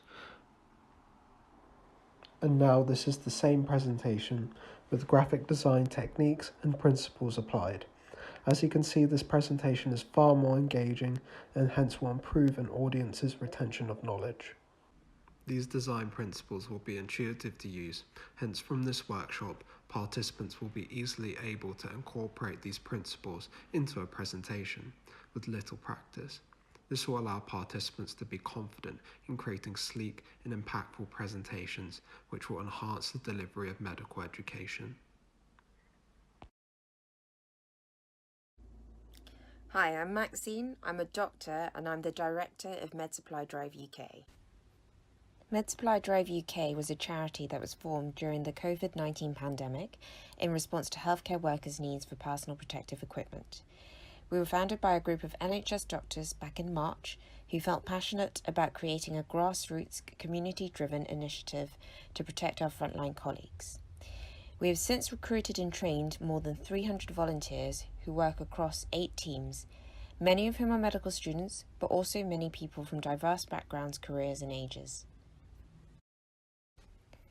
In the beginning of the pandemic, we appealed for donations of PPE from individuals, research institutions, and businesses in non-healthcare settings, and our volunteers coordinated the redistribution of these much-needed PPE items to NHS health and social care providers, responding directly to the requests of frontline staff. To date, we have delivered over 290,000 donated items of PPE to more than 500 different health and social care establishments all over the UK. We were distributing PPE directly to frontline workers at a time when there was huge demand and huge deficits in PPE through the normal supply chain. Hello, I'm Madanna, Advocacy Lead at MedSupply Drive UK. Alongside the distribution of PPE, our team of medics and scientists have been producing evidence-based educational resources such as infographics and videos to raise awareness about the key issues surrounding PPE and COVID-19. We actively use our social media platforms to share information and updates with our followers, who we also engage via our polls. Other key activities include advocating for increased usage of reusable PPE options and collaborating with other organisations on this issue. So, how can we achieve gender equity in global surgery? As an advocacy council for the Gender Equity Initiative in Global Surgery, we are working with individuals across the world to empower underrepresented genders through our advocacy network. Our social media platforms bring together people to voice out the barriers in gender equity and provide support to other individuals who want to be surgeons. For the past 2 months, we have been able to incorporate our social media strategy to advocate our mission to more people across the world. Since September, our Instagram page has generated over 2,000 impressions per week, mainly from the US and Brazil.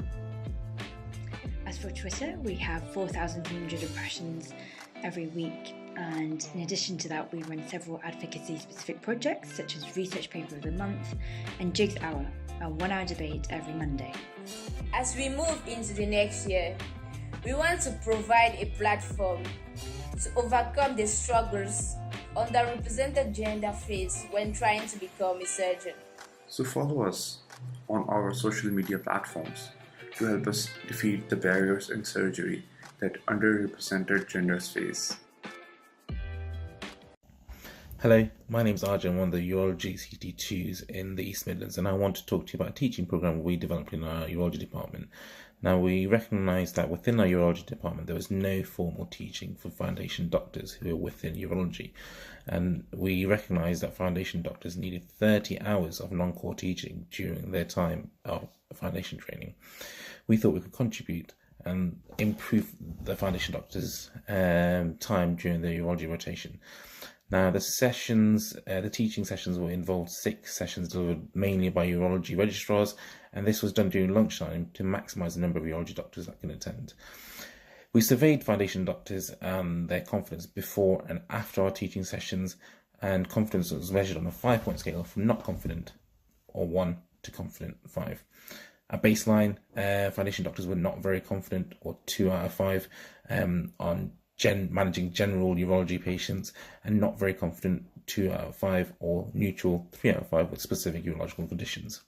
After our course, foundation doctors were fairly confident, or 4.4 out of 5, managing general urological patients, and fairly confident, 4 out of 5, in specific urological conditions.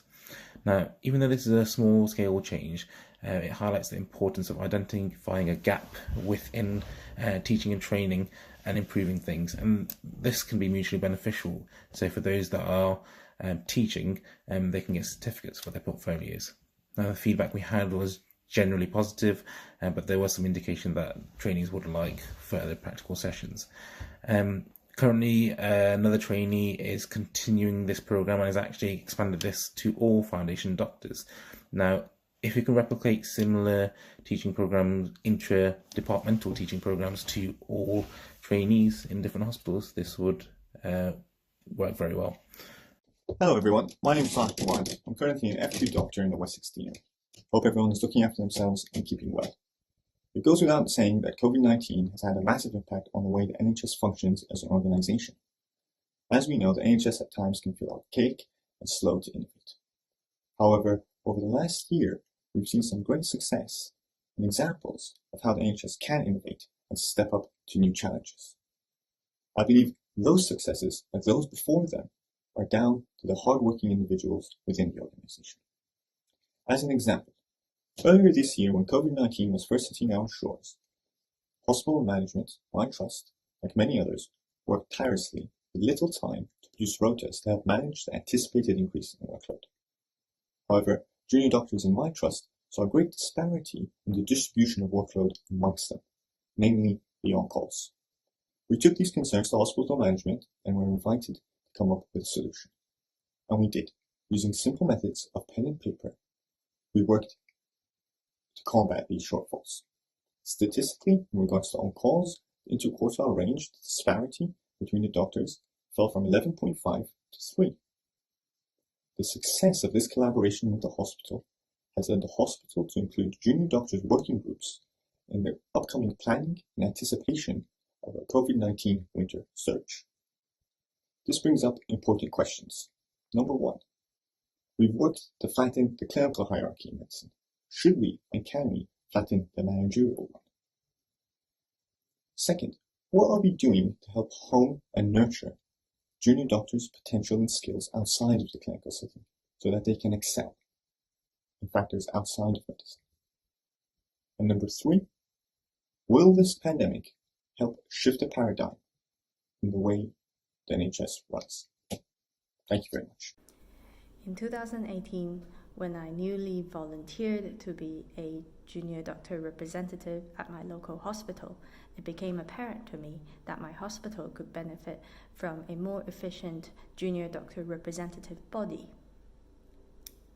2 years now, I would like to share how we reformed our junior doctor committee into a vital bridge between the hospital management and junior doctor.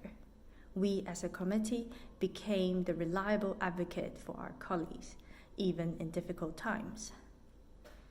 Our committee was able to swiftly respond to the funding from Health Education for the Fatigue and Facility Charter, and our committee representative negotiated the local agreement for COVID rota remuneration.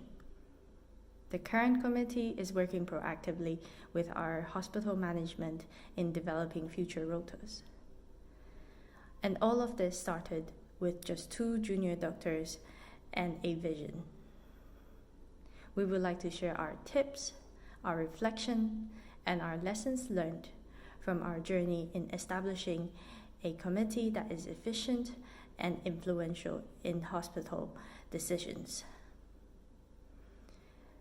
In our presentation, we will include factors that helped our success in recruiting representatives, establishing our presence in local hospital management system, and also how we maximize our resource. We would also like to share a little on how we promote better work-life balance among our representatives, and also how we're currently working in the COVID pandemic. Hi, my name's Anmal Aurora, and I'm submitting this video on behalf of the Respiratory Protection Engineering Task Force. We're an international collaborative research group set up and led by Eugenia O'Kelly, a PhD student studying healthcare design at Cambridge University's Engineering Design Centre. For the past few months, we've been working on a range of research related to face masks, both fabric face masks for public use and clinical face masks for use by healthcare professionals. And all of our research is available at facemaskresearch.com. And we're starting to get increased public and media attention from this research, including recent newspaper articles and a few other projects lined up. Now, the research started out looking at different fabrics to be used for designing face masks and how you can make face masks with the highest filtration efficiency. We've also been looking at fit of face masks, how important it is for different types of masks. And one of the papers we've just finished is looking at fit hacks, or how you can easily improve the fit of your mask and therefore increase the amount of protection the mask offers you. And we think that that'll be one of the most popular papers we're putting out. Now, the reason we want to present at this conference is because of the range of attendees present. Our research has implications for patients in terms of the kind of masks they choose and the decisions they make.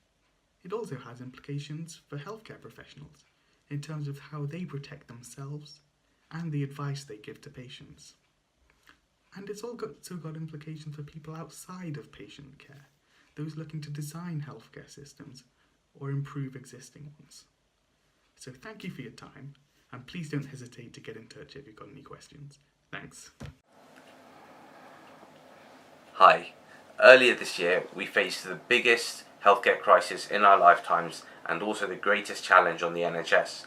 Unfortunately, PPE supplies were not sufficient, leaving the NHS staff working on the front line without the essential armour needed to protect themselves in the fight against COVID-19. Whilst the government was doing all it could, this was an unprecedented situation for countries across the whole world. This created problems in the whole supply chain, from procurement of PPE abroad, but also particularly the distribution within the UK. The infrastructure was not in place for such a situation. So we took the decision to raise money ourselves to buy and distribute PPE where it was needed the most. In a matter of weeks, we raised nearly £3 million, and at the height of the pandemic in April, we delivered hundreds of thousands of full face shields and thousands of gowns to hospitals and primary care settings across the UK. We also supported other charities such as Masks for Scotland in donating PPE. As the crisis then gripped care homes across the country, we supplied over 1 million surgical masks when they were in desperately short supply. Currently, we are providing PPE donations for learning disability charities who do not have access to the PPE portal available to care homes in England. Their PPE expenditure has more than quadrupled, and they already have big holes in their budgets due to the impact of COVID-19.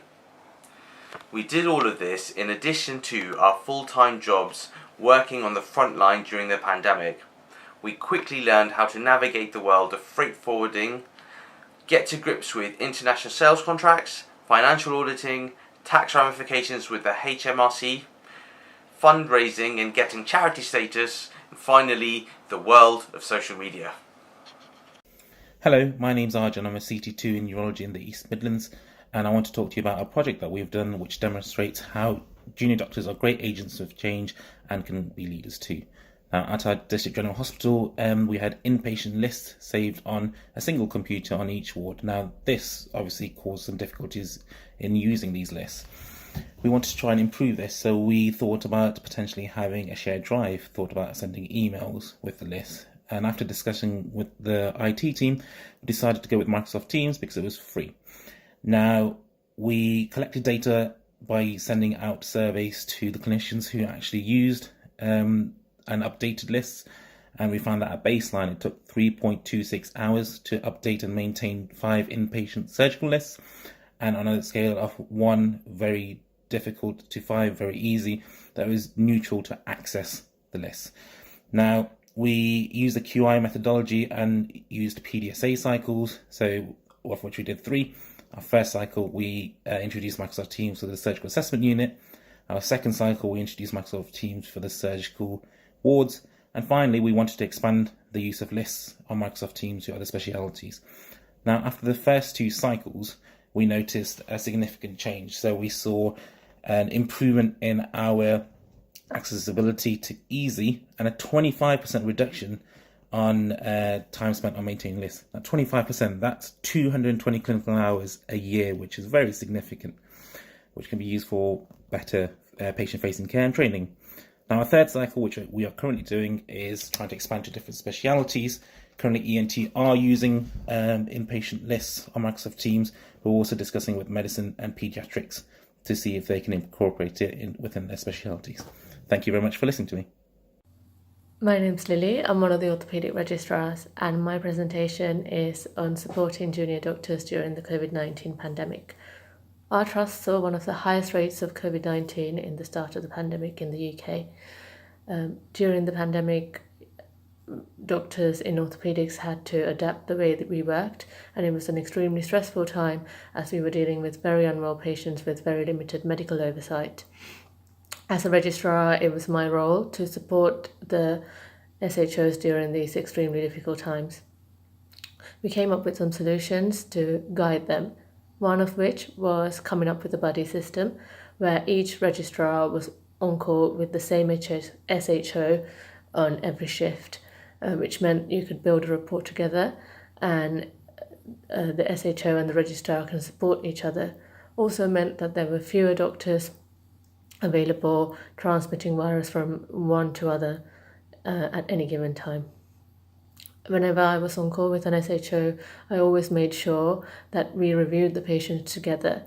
This meant each patient got a senior review, but also we came up with management plans together, which meant I had the opportunity to teach the SHO as well, and we worked more efficiently this way. We have a few SHOs from abroad, and this was their first job in the UK, and it was a difficult time for them to start working in the NHS, but I was a port of call for them, and if they needed any support, I was available to talk about clinical issues as well as clerical or administrative issues. Finally, we came up with some debriefing sessions where I could sit down with SHOs and talk about difficult patients or reflect on difficult scenarios we faced during the pandemic, and this helped all of us learn from each other, but also emotionally and socially support each other. Thank you for listening. The Aspiring Medic Support, or TAMS, is a registered community interest company supported by the Healthcare Leadership Academy Ideas Programme. The organisation was established in 2018 in response to the persistent underrepresentation of socio-economically disadvantaged medical students within UK medical schools. Since establishment, the organisation has gone from strength to strength and has reached over 3,000 young people through various activities. Our mission as an organisation is to support aspiring and current medical students from a socio-economically disadvantaged background with the necessary tools to support their career aspirations and career progression. Through various methods, including mentoring, workshops, and online resources, we aim to equip these students to overcome the various obstacles that are unique to their lived experiences. Our vision is to support every aspiring and current medical student from a socio-economically disadvantaged background within the United Kingdom. We aim to build a future where these students are placed on an equal footing with their counterparts, no longer hindered by factors outside of their control. Want to know more about TAMS? Follow us on our various social media platforms and do not hesitate to get in touch with us if you would like to get involved. Hi, my name is Yamin Jabr and I'm a clinical teaching fellow working at Ipswich Hospital. Prior to my role, I was working at North Tees and Hartlepool NHS Trust, where I was involved in an orthopaedic quality improvement project which aims to assess the compliance of our hand trauma services in comparison to national guidelines. 1 in 5 patients attending A&E have hand injuries, with more than 1.4 million attendances for hand injuries in the UK annually, predominantly affecting young working populations and are a major source of disability, causing significant costs to both the individual and the community at large. The British Society for Surgery of the Hand set out to address this by recommending guidance that aim to ensure appropriate and timely care of hand trauma, recommend organizational improvements and provision of hand surgery, and explore expanding the role of hand therapists. For comparison with nationally recommended numbers set out by the Society, the Trust serves a population of 365,000 people with 3 operating sessions weekly, 4 hand surgeons, and 7 hand therapists. This is an overall increase of these already existing services since the initial implementation of the project. With innovation as a keystone in our project, we set out to follow up on these changes by performing a 2-month retrospective review based on local recommendations to set up a hand referral pathway. This review also looks at incidents of hand trauma, patients needing surgical intervention, time taken to theatre, and injuries such as mallet fingers and 5th metacarpal fractures. We reviewed existing electronic admissions, A&E referrals, clinic notes, and operative lists, and used them to compare the operational capacity of our theatres, clinics, and protocols against previous iterations. Our data suggested appropriate and timely care of hand trauma, supported by its designated pathway, with 14% of patients from clinics listed for surgery and 75% of patients requiring surgical intervention operated on within 3 days of review. Thank you very much. Hi, I'm Dr. Kiran Patel and I'm a Junior Clinical Fellow in ENT. See one, do one, teach one. That's how we've always been taught how to learn as surgeons. But have we really understood how each individual learns and what's useful for them? In October 2019, we ran a bootcamp for new ENT registrars. 34 people took part, and we used simulation models to see what was useful for them. We found that simulation was incredibly useful for teaching people new tasks, but also really great for mitigating anxieties. What we also found was that their learning style differed greatly from the see one, do one, teach one styles, and there was a broad spectrum of styles available. Now, what does this mean? So for ENT, there is an 8-year pilot run-through program. Now, could we figure out a trainee's learning style at the start of this program and adapt the curriculum? And could we actually do this for other specialties as well? To find out more about our work, you can contact us with the team under Professor Tolley at St Mary's Hospital. Thank you.